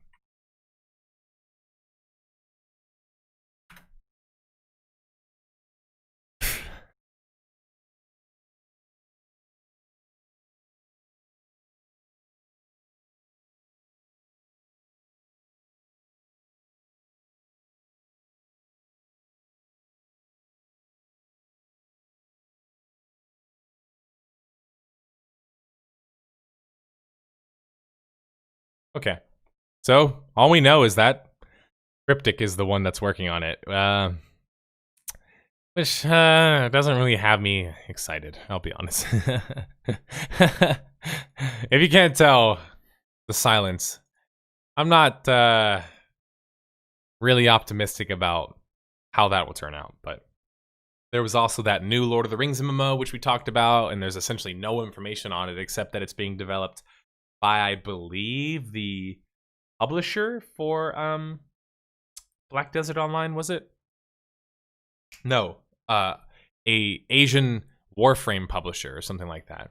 Some really like basically a company we've never heard of somehow managed to get a license to make a Lord of the Rings MMO, and apparently it's supposed to be a pretty ambitious one. So I hope that when they do a Lord of the Rings MMO, I hope it's just not the same old tropes over and over again. I hope this ain't the same kind of like spoon-fed content that we've been getting. I just think that Lord of the Rings as a game is not a game. Sorry, as a world is not a world that's designed to be theme park. I just don't think it is. If anything, like Star Wars, they're two of the worlds that are best served to be open-ended and sandbox types of environments. Is it bad that I am very hesitant about Asian MMO designers? No, not at all. Not at all. Because Asian MMOs have a particular style. So if you didn't like Asian MMOs because they're made by Asians, then yes, you're racist. But if you don't like Asian style MMOs because of whatever gameplay reason, which, by the way, I don't typically like them, I have no issue saying that to people, but it doesn't necessarily make me a racist. Such a shame. As someone who's been playing MTG for probably half a decade, an MMO in the universe could be insanely stellar. Oh, I totally agree. They have so much lore and stuff to rely on. But, I mean, Cryptic is just... I'm sorry, like... Cryptic is a shell of what they used to be, first off.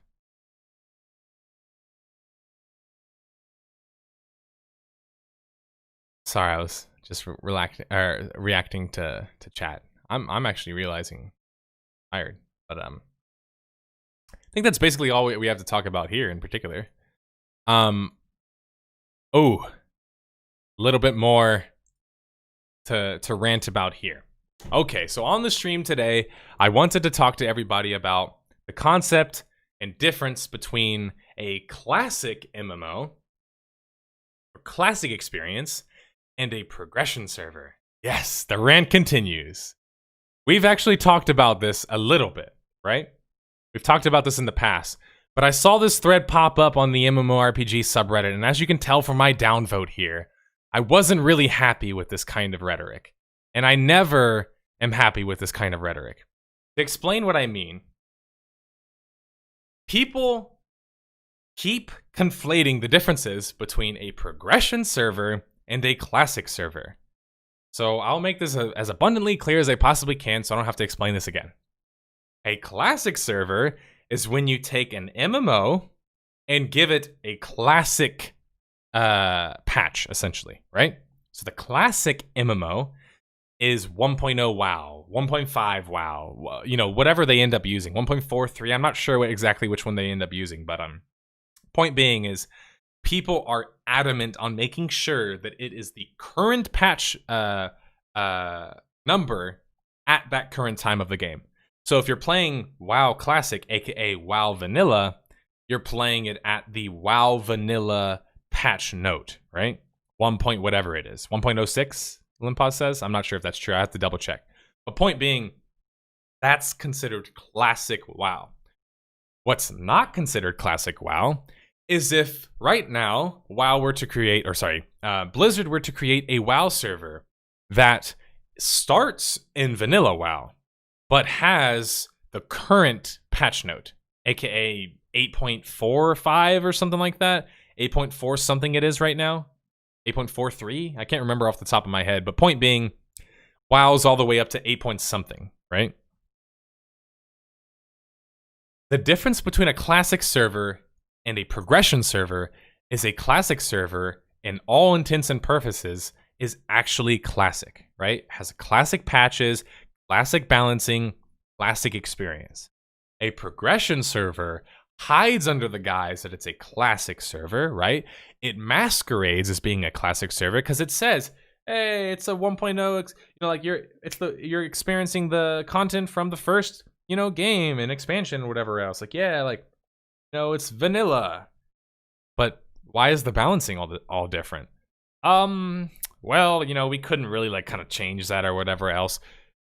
Wait a minute. So are you literally just taking a normal server, locking off content, and then telling me and selling me on the bill that this is a classic feel of a server? Yeah, that's basically exactly what they're doing. That's why I've been hard against this new Lord of the Rings Legendary server, and I've been hard against Rift Prime in my Rift video, and I've always been hard against such servers, is essentially, this is what they do. It's 100% a marketing ploy. They sell you on the idea that you're going to play the game in its classic existence, right? You're not, though. Objectively, that's not true. You're not playing it at the same patch that the game was at during its classic period. Instead, they're merely time-gating the content behind a progression wall and allowing everyone to complete the content at a similar pace. So it's a progression server, right? It's different. It's not the same thing. The reason why I'm so against progression servers is 99% of the time they operate under the same guise, which is we're a free-to-play game. Mostly this is what they do. They're free-to-play games that charge premium subscriptions to play on, which means they are no longer free-to-play. They are now subscription-based MMOs to play on those given servers. They lock you behind content. They don't allow you to play it at the classic patch or classic feel of the game, but essentially sell you that on the bill of goods, right? So I talked about this with Rift, right? Rift Prime came out. It offered this subscription-based thing that didn't have microtransactions. So it's a classic experience because it doesn't have microtransactions. Well, Lord of the Rings Legendary server does have microtransactions. In fact, it still has microtransactions. It still has a sub fee that it requires now to play on. And it literally is artificially locking you from completing content. Am I making sense to you guys? Are you understanding what the difference is here? It's subtle for some. For me, it's blatantly fucking obvious. When I want to play classic WoW, I want to play WoW at 1.12, the Battleground patch, right? Like Limpos said in chat. I want to play 1.12. I'm not trying to play classic WoW content with an 8.43 patch.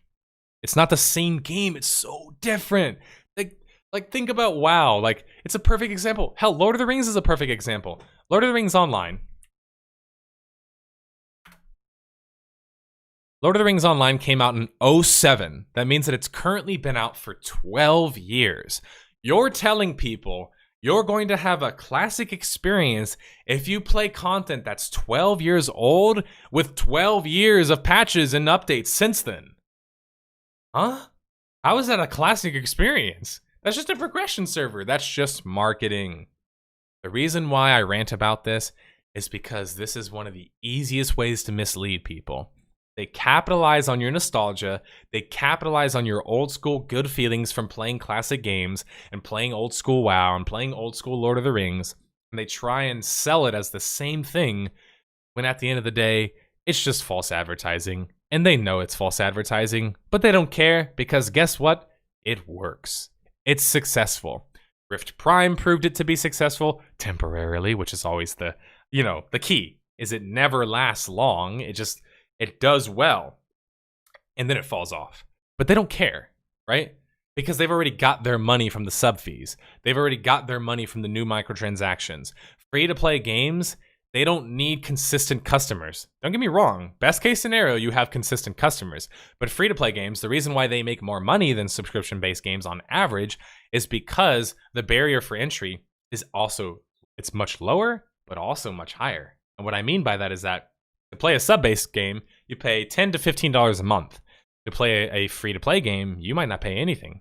Or you might pay $100 or $200. There's no cap. It doesn't need to be just $15. I'm uncapped now. I could spend hundreds of dollars on the game, right? And so after I spend, let's say I'm X customer and I'm a whale. What's considered a whale, which is essentially a person who spends way too much money on a free-to-play game. So let's say I spend $1,000. $1,000, right? A single customer spends $1,000. How many subscriptions is that? Now you're starting to understand how they make money. That's like 66 people. Me alone. Me as a single whale who spends $1,000 on the game. That's like the same as having 66 people sub to the game for $15 a month. It's huge. And guess what? When I, delete my game and I no longer am playing, 66.666. I know that was a awfully specific number. Surely not to say anything else, but do you understand how great of marketing this is? If they can at least sell to, let's say, 10% more of an audience, and that 10% at least spends $10 on a free-to-play game for the sub fee or whatever they're charging now. Whoops.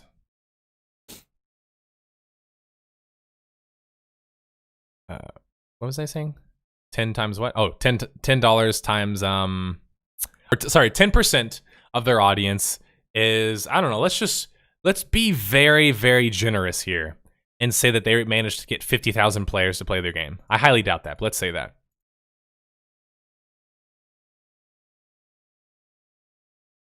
I want to see if it actually tells you here that you have access to the legendary server. Where is it?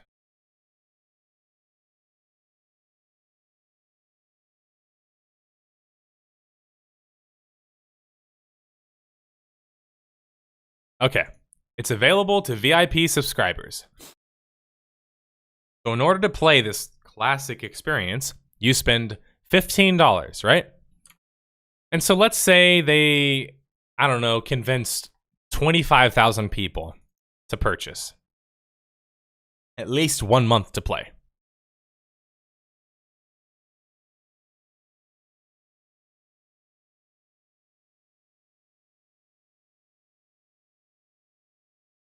$375,000 they managed to gain in our hypothetical scenario where they sold to, what did I say, 25,000 people at a $15 amount. But that's just the beginning, guys. That's just required. They also give you points every month, as well as give you other things. And of course, they have a market that you can purchase things on. So then you end up coming to like this, well, actually, this is not going to show all the things you can purchase in the game. And by the way, whenever you sub, you get the content unlocked for you. So it's not like you have to buy all of this and sub. But point being is, I can't show you, maybe I can Google this to kind of show you like how the in-game store works. Okay, here we go. In-game store. You're paying for inventory slot, everything you guys have ever experienced in a free-to-play game. You're paying for inventory slots. You're paying for bag slots, bank slots, certain things with guilds, consumables, items, skins, blah, blah, blah, blah, blah. You know, that's how a free-to-play game works. But a classic server, sorry, progression server, or classic server, got 25,000 new players and already has made them $375,000. Obviously, this cost has to go somewhere. Not all of it is profit. Sorry, not all of it is, it's all revenue, but it's not all profit. Now, these 25,000 players, what if only 5,000 of them remain? So now that number drops to 75,000 a month, which is still pretty damn good, right? But what if out of those 5,000 players, a fifth of them, 1,000, decide they'll make one purchase of $10 on the shop, which is pretty fair assumption, I would say. Now they make 80,000 a month, right? But what if the whales, of course, because there's always whales, and let's say it's only 100 whales, spend $1,000 on the game? Guys, do you understand now why free to play is so powerful and why these marketing strategies are used? It's because either I can get 5,000 players to, or actually I'll just do the math straight up here. Either I can get 6,666 players to play my game and I'll make $100,000, or I just get 100 players to be whales. I made way more money off of the whales. This is why games go free to play. This is why free to play is the #1 way to make money. Because who needs 25,000 subs? Who needs 6,000 subs? I can get 100 subs that really want to spend a lot of money on my game, and I make just as much, if not more money, right? So this is another cherry on top to the whole progression server. So if you ever wonder why I went through that whole thing about how they're misleading you, and you might ask, why would a company want to mislead you? Well, we know why. Money, right? So I wanted to remark about this and rant about it because I hate when people say that a progression server is a classic server. It's not the same. Please stop calling it the same thing. You're misleading people. You're making companies money that essentially are just using them as advertisement schemes. That's all it is. It's just a marketing scheme. Like whenever I want to sell shirts, right? Most people who sell shirts, by the way, I sell shirts, but I don't do this because I'm against this kind of thing. But not because like morally, but it's just not really worth my time. But a lot of people who do shirt sales do what's called limited edition shirt sales, right? Where I only sell 100. This is useful because I know exactly how many I need to prepare. And it also means that I'm likely going to sell out, which always gives me a good kind of like vibe whenever I sell out on something. It's the idea of like limited. It's limited edition. This is no different in the sense that it's also a marketing scheme that's used to capitalize on people's nostalgia, their feelings, right? It takes advantage of those sorts of things. Oh, you want classic experience? As this guy says, hey everyone, I love MMOs and the old school MMOs. Like I dabbled in I dabbled in Lotro in 2007. I've decided to give legendary servers a go. I miss the old school WoW style leveling and all of these other stuff. It's like, you know, if you're waiting around for WoW Classic, guys, give the legendary server a try. How is this guy not marketing for them? Like he has to be selling them. Like this guy he has to work at the damn company. Because like, again, I'm not saying he's a bad person. On the surface, it seems like the same thing. Classic, legendary server. But he's saying that, hey, if you're waiting around for WoW Classic, which, by the way, as we had described, is a completely different experience, why not play a progression server, which is literally invented to monetize you, right? Why not? It's the same thing. Like, Classic, you know, progression server. You play the content late, you know, it's like, whatever. Like, it's the same kind of thing, right? Patch 8 point whatever, who cares? It's Classic. Like, you're playing the old school, like, content, right? It's not Classic. It's misleading, and it's marketing. Okay. One last thing. Actually, second to last thing, because I will get to that last thing, because I need to update you guys on some things. One last thing we'll talk about is some recent news that the Nexon founder, who apparently owns like 97% of his company, is trying to sell a major stake. Apparently a controlling stake, which is even more significant because it means that they now will control the board, whoever ends up purchasing this. This has caught people off guard, and obviously this is a little bit more of like technical data that maybe for most of us doesn't necessarily mean anything yet. But as it says, apparently the founder of the company somehow managed to hold on to such a large controlling stake of a company, which is unheard of. But he has a stake around $9 billion. I actually think that's supposed to be different. I don't think that's dollars. Anyway. What else does it say here that I can mention? It says potential buyers are Kakao, which, by the way, if people aren't familiar, is a massive telemarketer company in Korea. Apparently, Tencent is even considering purchasing a large stake, as is EA. Oh man, guys. Nexon, for those who don't remember, it essentially invented microtransactions as we know them today. For people who don't remember my microtransactions video, I talked about this. Nexon created the idea of like free-to-play with skins, essentially on a whim. They had a game that they were about to shut down. Instead of shutting it down, they figured, why not just make it free, but then like charge like costumes? Like, you know, like what's the worst that could happen? The couple hundred players quit, whatever. Like the game's gonna die anyway. Well, they discovered possibly the most successful business model, period, right? Like everyone's using this kind of business model now. Nexon was one of the first companies to really kind of make that known. Most people think it's NCSoft incorrectly because NCSoft, ironically, in Korea primarily relies on sub-based games. Besides I would say, man, I'm brain farting like crazy. But besides, what's that damn game that NCSoft came out with recently that launched free to play? Blade and Soul.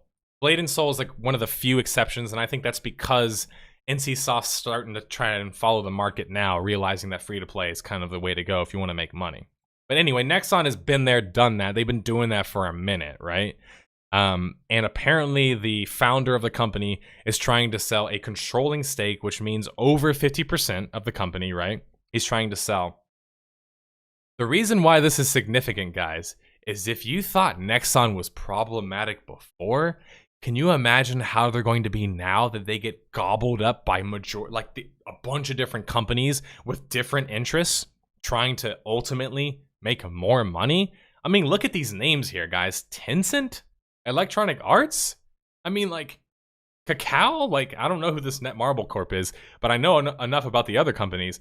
But these other companies, they are corporations who make money. Like, that's first and foremost what they do.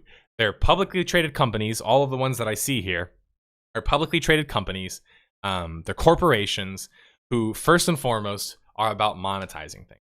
It's a little bit worrying to see such a well-known publisher and developer of MMOs, even if you don't necessarily like their games. You kind of have that realization. They were doing all of that before with basically one guy controlling the company, like primarily. Now they're going to have a board and all of these publishers and sorry, not publishers, all these investor type relationships.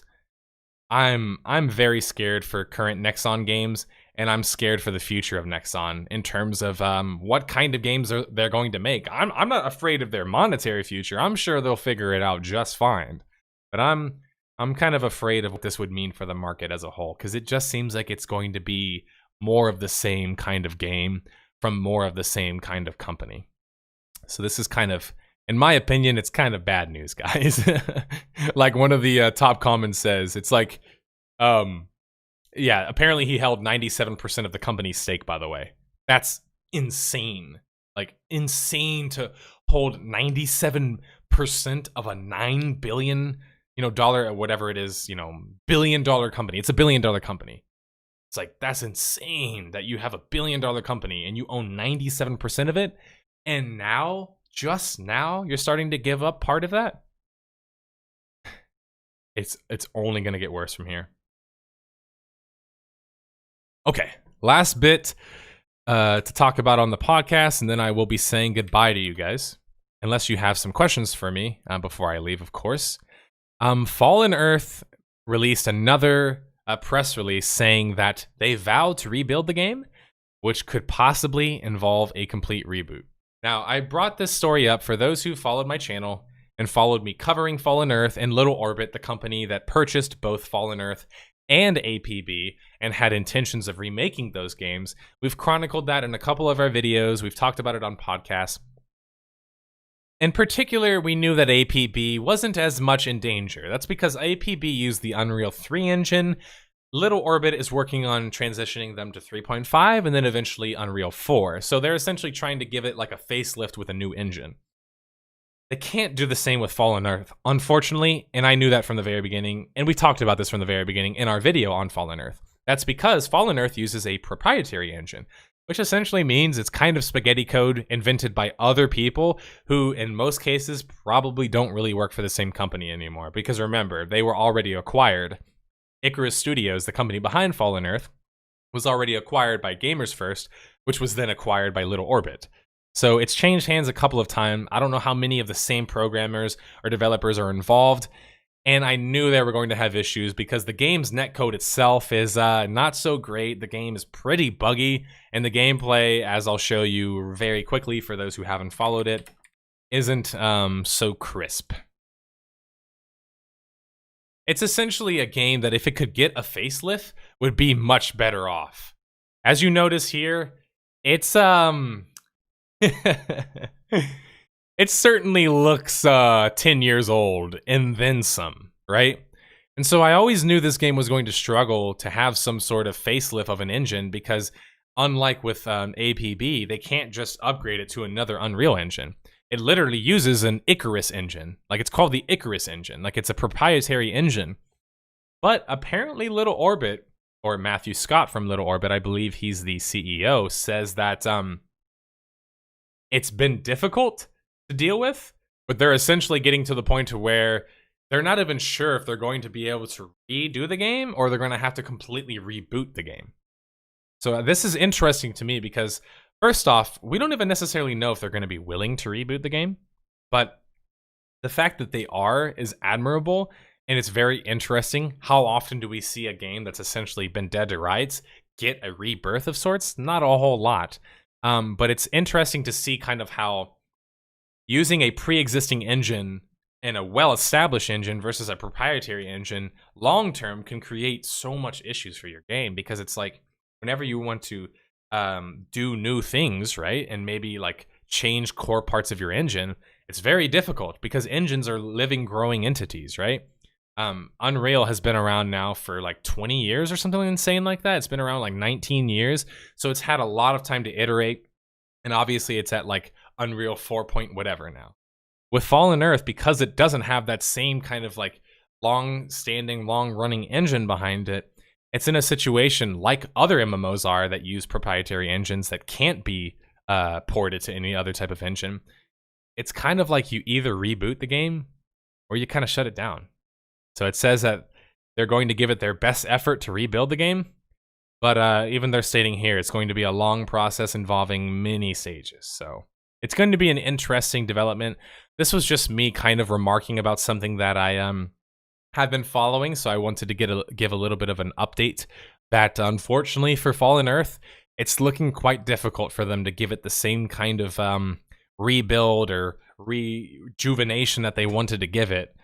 Bordering on them having to possibly just completely reboot it. So we'll see how that ends up panning out, but it's certainly interesting. I actually don't have really anything else to talk about here, so I'll take this time to ask my audience if you guys have any questions you'd like to ask me. Treat this section, or segment rather, as an AMA of sorts. Also, Card wouldn't, forgive me if I didn't take this time to also mention if there's anybody interested in moderating in the future with our podcast. That literally just means collecting questions and then sending them to me. That would be great. You could please message me. You can email me. You can send me a message on Discord. There's tons of ways you can contact me for that. So I'm going to go ahead and switch it to our call-in segment. So now, again, these call-ins won't be very long. So if you have a question, please try and keep it brief and short because I don't want to be here a whole lot today. Let me change this to 28 because we actually increased our subs a little bit. That's good to see. All right, so the first question is thoughts on the Heat game coming to Steam. Oh, wait, are you going to ask me a question? Sorry, so just to make it clear for you guys, you can @ me in Discord.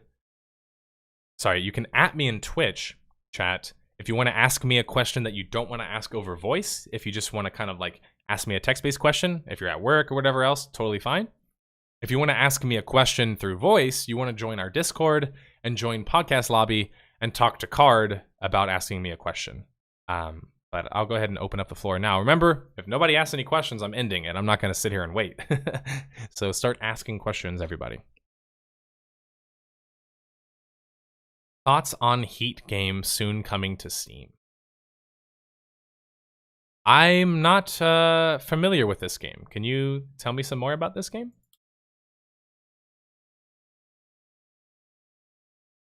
Okay, so I'm going to show on screen. Sorry, you link something there, but the auto moderator GG'd you. Okay. All right, so it looks like some type of like Wild West MMO / survival looking game that looks like it's in early access. It's pretty early on. Ooh, I like the blood splatter. I like that there's a kickback on the gun. The effects actually don't look terrible. You see a lot of smoke from obviously firing weapons and such. Smoke from the fire. The effects, they don't look terrible, I guess, if I can base it off of that. I think it's very, these kinds of like universes are very interesting because they're very simple to do, but they're very, like, it's very easy to make fun. Because while none of us might want to go out there and actually like chop down a tree and build a fire, we'll sure as hell do it in a video game. So yes, it looks like a survival game. Doesn't look like an MMO. It describes itself as a survival game. I mean, I don't really have same dev as Reign of Kings. Well, funny enough, the Reign of Kings devs essentially had a game that was like pretty good, like on a core basis, but could never evolve past that. Because ultimately speaking, it's easy to make something playable. It's hard to make something actually good. But just from watching this, animations look pretty early on. It's clearly early access. It clearly needs some time. But I'll say, as I always say with these types of projects that are in new kind of more inventive universes, and I know Red Dead just came out, so everyone's probably like, cowboys aren't new, dude. But I mean, for survival games, they're pretty new. So if a cowboy western kind of survival game, a game where you're like trying to become the president and have some sort of government, that's a brilliant idea. They went for the similar concept in Reign of Kings with the whole king concept. Essentially what that means is they're creating a constant power struggle, which creates constant types of content. This is the kind of thing that theme park games would need in order to have content that has a longer shelf life than developer-made content.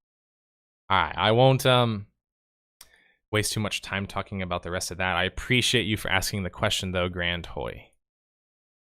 Sorry. What else do we got? Limpos. Hey, what's up? Am I on now? Yeah, you're on now. What's going on? What do you have? Well, the question I wanted to ask was in regards to WoW Classic and how it's, what would you say, how it's going to affect the market. Because we're essentially regressing, what, 12 years or something back?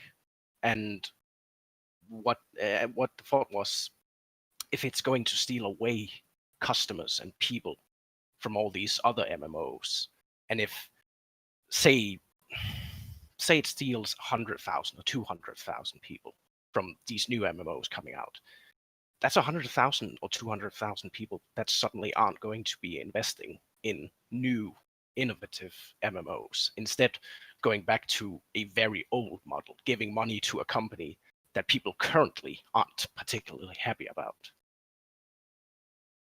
Okay, so it's interesting because like I think about this sometimes of like, is there ever such a thing as making backward progress? And in this particular case, I think, yeah, on the surface level, you can definitely make the argument that it does seem like it's like backward steps. But I think I talked about this 2 podcasts ago where I kind of mentioned how ultimately when people ask for MMOs like they used to be, some people just mean nostalgia, which it means it's literally impossible to ever get that same kind of experience, right?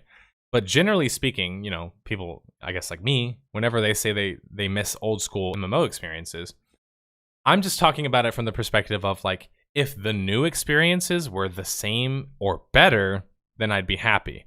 But I think for many people, they don't see WoW Classic as a regression. They actually see it as a progression, because it's like, even though it's clearly the 12-year, you know, however old now, I think 13, 14-year-old version of the game, it certainly doesn't have as much content as it has now. The way that the game functioned was different. And that's pretty significant for some people. It's significant enough to be better than, you know, the original experience, because they missed that old kind of like framework, I guess I would say.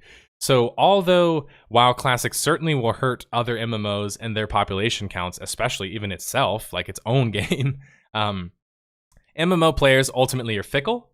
So whether or not it impacts it at first actually doesn't really mean a whole lot in the sense of like, how is it going to impact the market overall?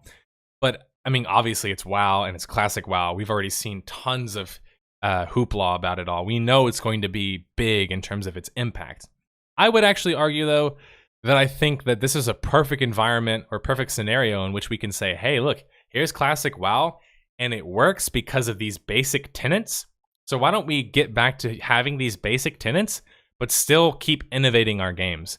And so I think, funny enough, you're going to see almost like a going back in time. And what I mean by that is that new game developers and publishers are going to look at WoW Classic and think, okay, how can we like essentially take that idea and innovate just slightly, or do it differently enough in order for us to be successful? So in a weird way, I don't necessarily think that it's backward progress. I think that it's forward progress, but it's forward progress with a couple steps backward first, if that makes sense. So it's almost like for the market to go forward, we almost have to take steps backwards, because we have to remember why things worked in the past the way they did, why we like the games back then versus maybe necessarily now.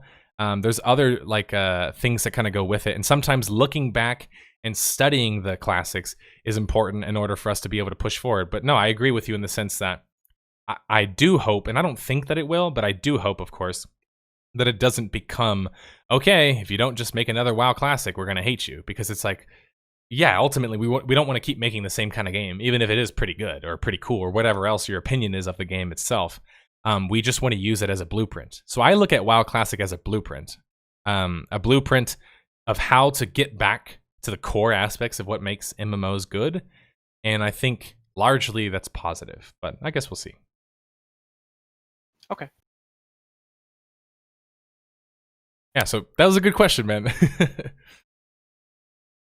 Oh, that was all for me. Alrighty. I appreciate you stopping by. Everybody thank Limpos for asking a question. It's a good one. And apparently Lions is excited that he gets to hear your voice. So there you go. Yay.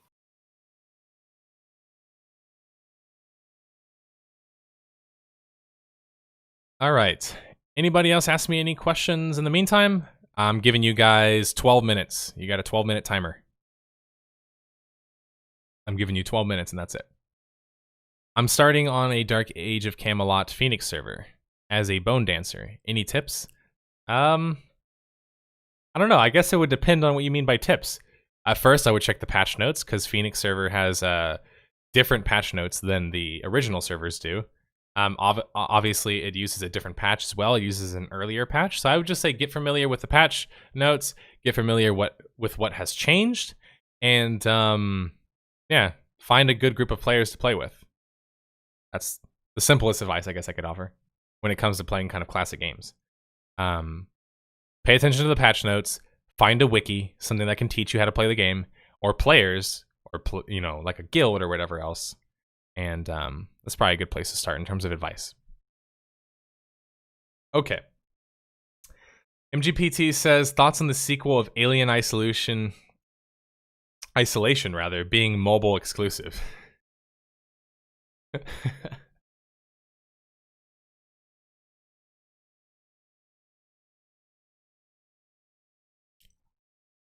Look, I'll never be team mobile game.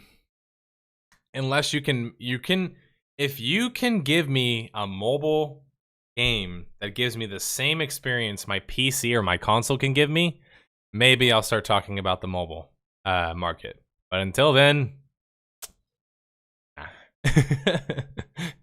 no. How can indie studios get on a spotlight when trying to grow their new MMO server? Especially when the game is not making money and the development team does not have an advertising budget. So that's a good question, Brian Tastic. I would say the easiest way is first and foremost go to wherever grassroots is, and unfortunately, the truth about grassroots places, subreddits, forums, and my Discord and these different places is, just so you know, in the MMO market, there's a lot of jaded motherfuckers.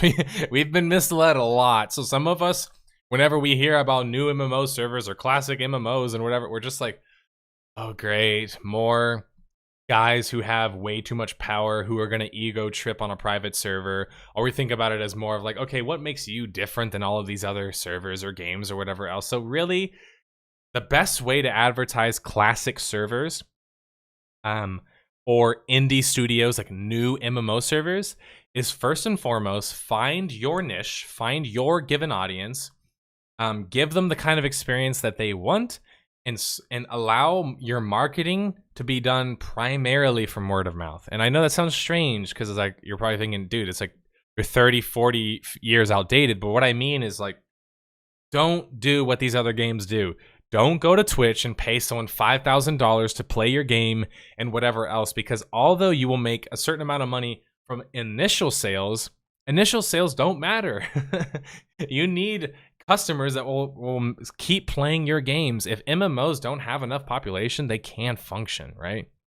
So that's the big thing is like the indie companies that don't have the budgets to advertise in the same way that Atlas could when it paid like 16 different content creators thousands of dollars. Like, yeah, don't try and beat them where you can't beat them, which is monetary. You can't compete with those companies when it comes to money. But what you can compete is with the mind, right? You can compete with having effective ways to communicate what your vision is, what your kind of game is, that sort of thing. It's not easy to operate without having money or income, but in 2018, it's the easiest it's ever been because we have YouTube, right?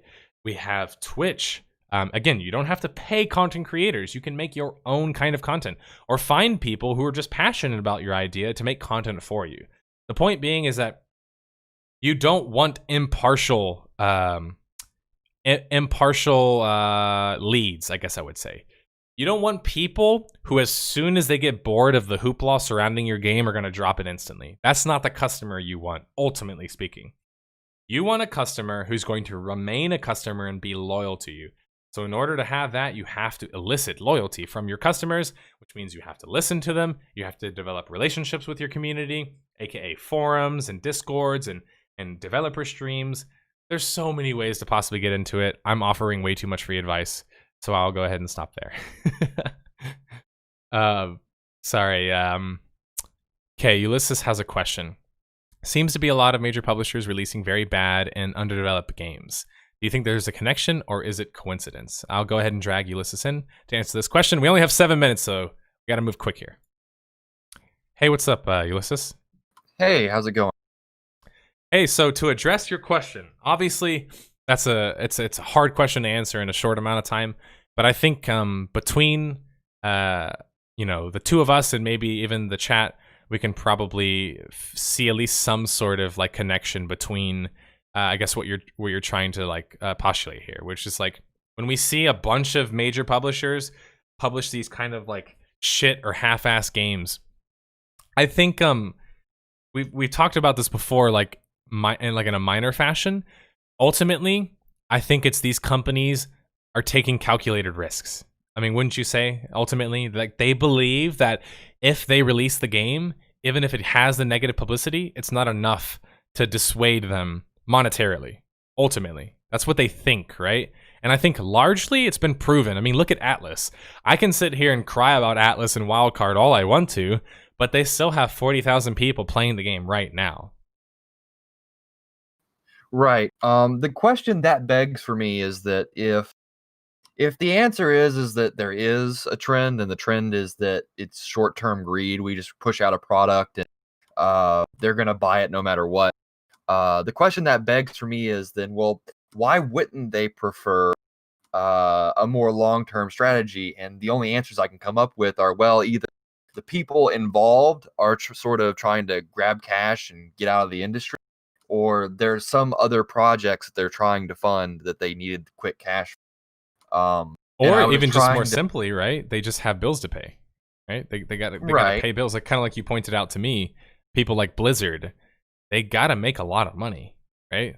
Like they have so much to lose, and their standard of success rather is so much higher than like yours or mine. Like if you and I sell maybe 10 of a product, that's like, maybe that's pretty good for us. We're like, man, we feel pretty good about that. But obviously this massive corporation who has so much costs, and as you said, current development costs, because they say that Blizzard, for example, is trying to create new games. It's like, I see what you're saying, but I think that for them, it really is just like they either don't see the consequences nearly as much, or they just have to satisfy their bottom line to the point to where they're willing to do very risky things in order to do that. To put things into perspective, I was actually just this morning. It's interesting that you bring that up, because this morning I was the latest quarterly statements from Blizzard. They paid since a year ago. They paid $1.7 billion in debt, in long-term debts. But they've still got plenty of money. It just means that they will have less and less cash. And that's not to say that they're going to run out of money. They're still going to have plenty of money even after they pay off all their debt. And I used to think that maybe this was a broader trend in the market, that because there are other companies that also have this huge debt load that they need to pay off. But it's not every company that has that sort of problem that Blizzard does, and it's not even necessarily a problem for Blizzard. It's just more of a concern. And it makes me wonder, is there which is it? Is it the bills or is it the people? Yeah, that's basically, I guess, the root of my question.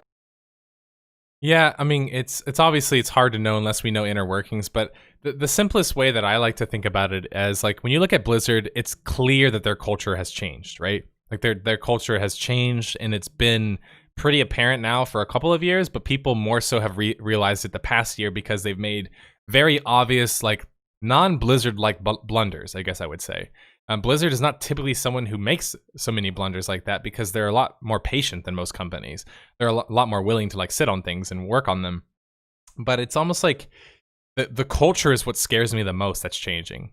Because like the way I see it with Blizzard, especially right now with all of the stuff that they have to cut costs on, especially since Activision is slowly starting to take over their company more and more by the year.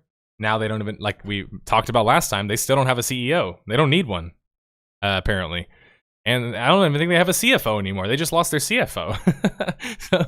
So it's like we're seeing, obviously, we saw a lot of top talent, top developers left Blizzard recently. And even just the past couple of years, they lost their head of Hearthstone. They've lost heads of WoW. Of course, Heroes of the Storm isn't doing particularly well, and whatever else. Their recent expansions haven't been doing so well. I think it's almost like, and I hate saying this because it sounds so like a total gamer thing to say, but it's the difference between when games are made by gamers or developers and when they're made by businessmen.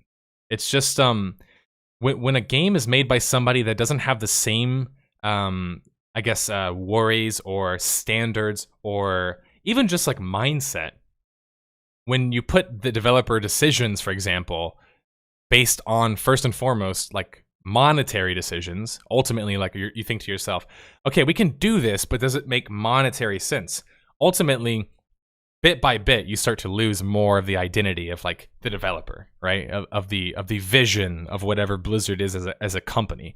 That's kind of what I've noticed. And I hate saying that because it always sounds like a cop-out answer to be like, well, less developers are involved in decision making, because it's like kind of like a general thing to say. But I mean, I think simply put, it's becoming more and more apparent that developers and those who actually work on the games and those who, you know, theoretically should have close relationships with the customer base are having less and less relationship, because, as you know, many companies utilize third-party customer service or third-party forum moderators. So they're not even getting the feedback directly themselves, and essentially they're making decisions based off of metrics and not actually what their audience wants. And I think in the short term, it wasn't really that bad at first, but now that it's starting to happen more and more, and obviously they're starting to blunder as well, I think now it's becoming quite apparent, to answer what somebody else's question in chat was as well, that Blizzard ultimately is losing the pulse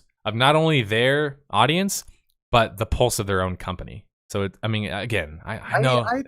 I think you're right, and I think that that's apparent in some of the statements that have sort of leaked out of Blizzard in particular about sort of the culture shock of, you know, new management and losing old management. And I want to be clear, you know, while I do think that, you know, money and bills are a concern, I don't think that Bethesda or Blizzard or any of these companies are going to be hurting for cash ever. I think they're always going to have the money. I think you're right. It probably is a culture thing, a leadership thing, it's the people involved more than anything. And I have to wonder if it's a generational thing, or if it's, you know, or if it's just, you know, the current corporate climate in the games industry. I mean, that's actually a really good question, and one that honestly would probably take me like months and months and years upon research to really unravel, but it's a question that I do want to unravel. And it's that, ultimately speaking, when a game company ascends to the next level, publisher / corporation level, becomes a publicly traded company, does it almost inherently lose what we love about game companies, which is like the personality, the interaction, the relationship between me and like my developer, or the, you know, developers or whatever else? Again, I know that's like more of like a capitalism discussion, and that's a whole nother discussion to have another time. But you do kind of start to see the signs, especially, you know, me having covered so many deaths of different games now. You start to kind of see, and you're just like, man, the culture is definitely different than it used to be. We know that, but is it necessarily good? Because it does seem like, in many ways, as these companies become more successful and larger, and they have hundreds of people working on their team. I mean, like, shit, Activision and those companies have like, what, 300 to 500 person dev teams? I mean, it's like insane sizes that we could never possibly imagine back in the 90s or back in the early 2000s. And so is it a cost of just getting to that level of success? Like, gaming now is the number one pastime for like entertainment, right? It's obviously, it's long, like years ago, eclipsed the film industry. Now it's number one, and even during the recession of sorts that we had back when the housing market crashed, gaming actually increased in sales. It didn't. It's one of those markets that isn't hurt by the current market. Not really, because ultimately, when we get depressed, we get sad, and we don't have that much money, we still want to play games. That's true. To a certain degree, the entertainment industry is a tad depression proof in a way. But yeah, it seems like this last year of releases from the major companies could really be characterized as sort of smash and grab development. And I have to wonder also, it's not just that, you know, the people involved, also, you know, just like you were saying, and it's so different than it was in the 90s, the business side, the development side of it. You think now, it used to be in the 90s that when you released a product, you weren't ever going to update that game. It wasn't like, you know, you put out the disc and then you can put out a patch in a day. You know, the day one, you couldn't have a day one patch like you can today, much less, you know, a month, 2 months on. And I have to wonder if maybe that's contributing. Maybe developers are relying too much on the idea that, well, we can release it in a broken product now, and eventually we'll fix it, and it'll be a success eventually. Yeah, and I think that's because essentially, I mean, and you know, I love some of the early expansions in MMOs, but even in those expansions, like compare those early expansions to like current expansions in MMOs, it's like bonkers level difference in content. Like when you look at like what, for example, the Burning Crusade added versus like BFA added. I mean, I'm sorry, it's just like it feels way more polished, way more put together. They understood the theme better. They told the story more effectively. It's unfortunate that with BFA we have such a negative taste in our mouth with WoW, but ultimately speaking, people launching half-ass expansions has been around for ages, especially in MMOs. So it's almost like the I don't know, the chickens are coming home to roost in some ways, where it's like we're finally realizing as an audience, as a consumer base, we're becoming more educated, where we're just like, you know what, you can't launch half-ass games anymore, expansions. We're not okay with it. We want it to be good enough to play and experience day one. And I mean, that's just a natural progression, and it's good to see that. I think even the update cycles of games have changed a lot too. In that time period, I know I keep coming back to it, but I'm gonna one more time revisit.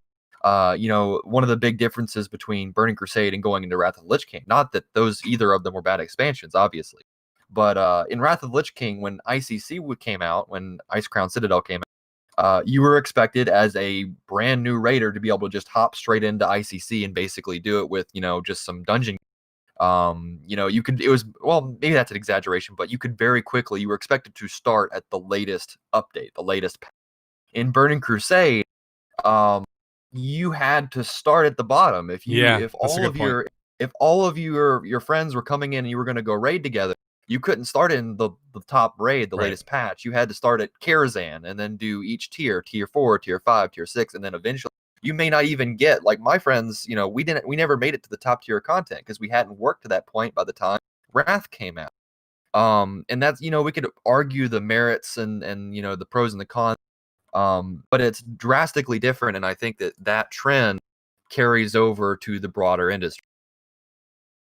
Yeah, I think that's a good observation, and I won't even fully go into it because it just made me think about another topic that I've thought about before, which is kind of like the concept of how it's such a shame that when people go back and try and play WoW, for example, even now, of course, like without classic WoW being out, without private servers as well, it's nearly impossible to ever have any sort of inkling as to what the previous game played like, because it's just like you're so disconnected from it. Like you said, like when we used to get expansions in MMOs, expansions were just expansions of content. It didn't completely make it to where now the game is played in this way and this way only.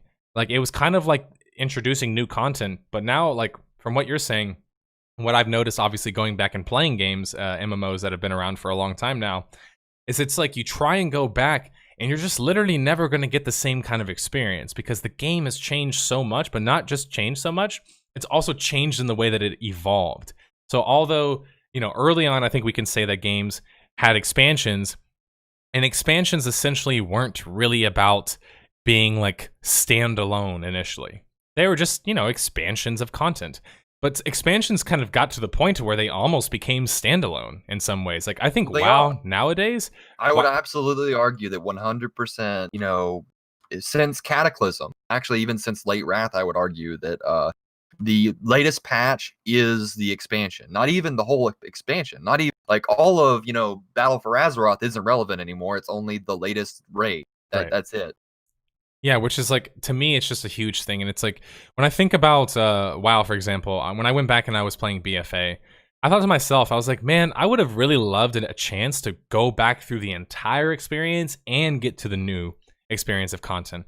But unfortunately, these days, when they allow you to buy a max character, when they start off content, as you said, essentially where the new expansion is, which essentially means that everybody should be starting at that point, it feels so strange when you have brand new players coming into the game who are playing at the same level that you're playing at. It's just like, that's such a weird concept looking back at MMOs, because it was like, man, back then, I think about games like Guild Wars, which is obviously a very different game, but it's like whenever the expansions came out, you felt like you were just playing like kind completely different games. Like you're just not even playing the same game at all because it's got such a different, kind of core content to it than the original games have. But that's a whole another thing that I want to talk about some other time, because it is kind of like, maybe that's like the downside of relying so much on those types of expansions. Is just like, by the time you get to BFA, what is WoW anymore?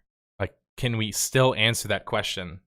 What the game is? Is it the same as it once was? Of course, we know it isn't. That's why everybody's asking for classic games. So I don't know. Maybe I think that I can understand why they made that change, though, because you get to a certain point where you have 4 and 5 expansions out, it would take, if you had to progress from the bottom up to that latest expansion, it would take a very long time.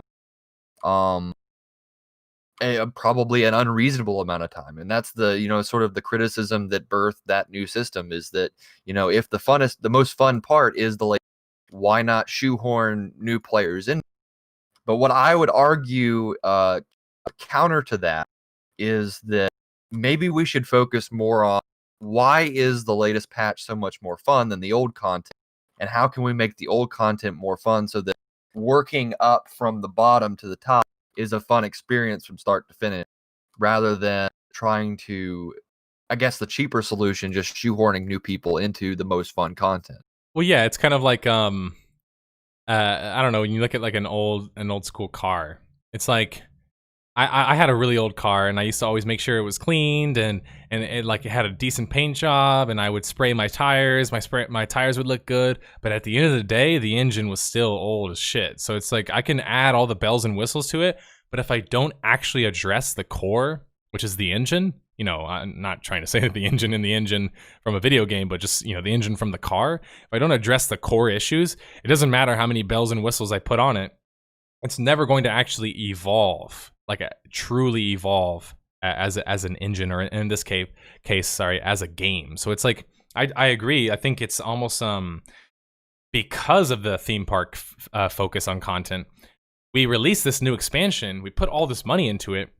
Yeah, we want everyone to experience it right away, because this is our best content that we've put out in the past, however many months. And so this is our, theoretically speaking, I think they think of it as like, this is our best foot forward right now.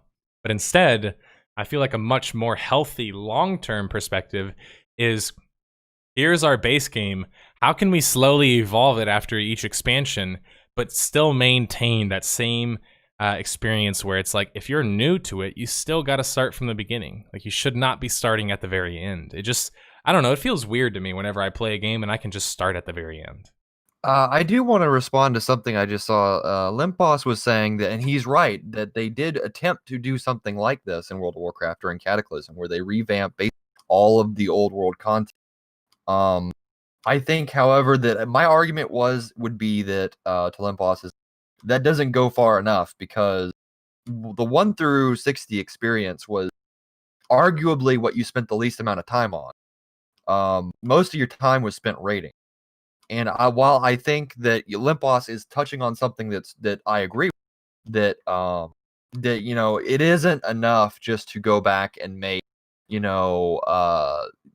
better. I think that there might be a better middle ground where, for example, like in Burning Crusade, you didn't have to start at Molten Core to get to Black Temple, but you did have to start at Karazhan. So maybe that there's a happy middle ground where you start at 4 or 5 tiers back and have to work your way up.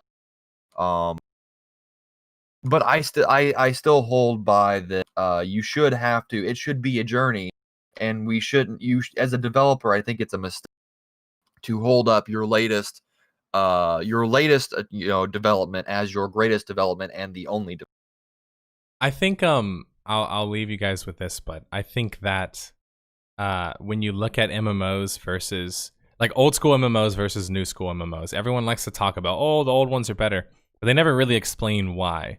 And I think the main reason why the old ones are better is because they actually serve as a virtual world. And to explain like the concept, let's say, I don't know, this world we're currently living in right now is a virtual world. It's an MMO. Whenever some kind of new bit of content or patch comes out, do people start directly at that kind of content? No, they still have to build themselves up. Like it's a real ecosystem. Like you got to start somewhere. So even if you're like a newborn baby, you don't start in the new content. And if you're like a young kid, you don't start doing the new content immediately. You have to build up to some sort of thing. When you look at like a virtual world, actually trying to be a world, if it's trying to be a world, it's always useful to start from the beginning, because there's always a need to start from the beginning, and there's always a utility from starting from the beginning. But when you take all of that away, or you don't find any way to make old content still relevant, it becomes irrelevant, especially in theme park games.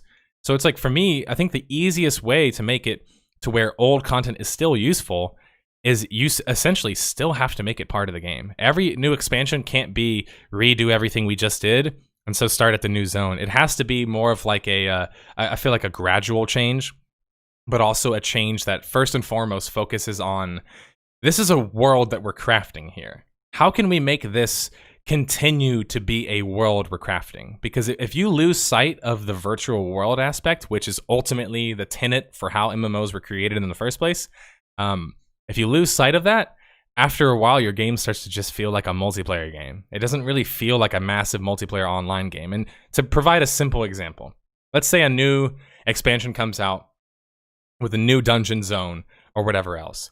Let's say I'm a new player, I buy the expansion, but I have to start from the very beginning. That teaches me an important lesson, just like in life, that you don't just start exactly at the fun parts. You still got to go through the other parts. You still got to meet people. You still got to level. You still have to go through the experience of playing an MMO before you reach the end of that content, like loop or whatever else, where the new content is. But, I mean, let's just be honest. It's much easier to do it the other way. So everyone does it the other way now. But anyway, that was a good question. You somehow made me go 16 minutes over. So Sorry. Kudos and credit for that. But it was a good question, and you brought up some points that I hope I can address at some other point. But it's going to have to be a full video, because there's a lot to talk about with those particular things. And the best part about it all is it's just this industry is so early and it's so budding that there's always topics and bits of discussion to have like this, where it's just like, we really don't know how things are going to be in the future. I mean, again, we could look back in 10, 20 years and just be like, man, like we had it so ass backwards. Like, what were we doing? And it usually works like that. But right now, we're kind of just stuck in what we're stuck now. So we're kind of just slowly interpreting whatever happens to us as it happens, without, the ability to look back with hindsight. I really hope that that's the case. I hope that the industry learns both from its mistakes and its past successes better than it does now. I agree. I appreciate you asking your question. And everybody in chat, please thank Ulysses for stopping by and asking us a question during our call-in segment. You're welcome. Goodbye. See you later. All right, everybody. I think we've reached the point where I can finally say goodbye to you guys. I don't think we have any more questions right now. So again, thanks to everybody who took the time to ask questions, to send them in, and of course to call in. I think we raised a lot of interesting points that probably deserve some more closer inspection. Maybe even like a dedicated video or two. But we'll see, because I have a lot of stuff to do. Yes, it would be a long video. The next Death of a Game, it's not going to come out this week or the next week. It might be a little bit delayed. Actually, it might be next week. Next weekend, I should say. But we're still working on our previous video, which is pretty difficult to do. It's not a Death of a Game video that we're working on. I've already talked about it. It's an announcement video, Patreon announcement video. It's trickier to do because we have a lot of live footage. And live footage is obviously way more difficult to edit than just like video or a gameplay or whatever else. So, stay tuned for that. Thank you for joining me on episode 16 of the 6 Pixels Under podcast. I'd like to thank all of those who stuck by since the very beginning. All of those who asked questions and participated in chat. Thank you very much. I'm Nerdslayer, your host, and I'm finally reaching the point where I'm going to say goodbye to all of you. Again, thank you. I will see you guys next Monday, as always. And I will update you guys on the status of our next couple of videos as it becomes apparent to me as well. All right. See you later, everybody. Have a good rest of your week. Have a good rest of your Friday afternoon or night, depending on where you're from. And I hope you have a productive rest of your day and productive rest of your... All right, guys. I will see you later. Goodbye for real. Peace.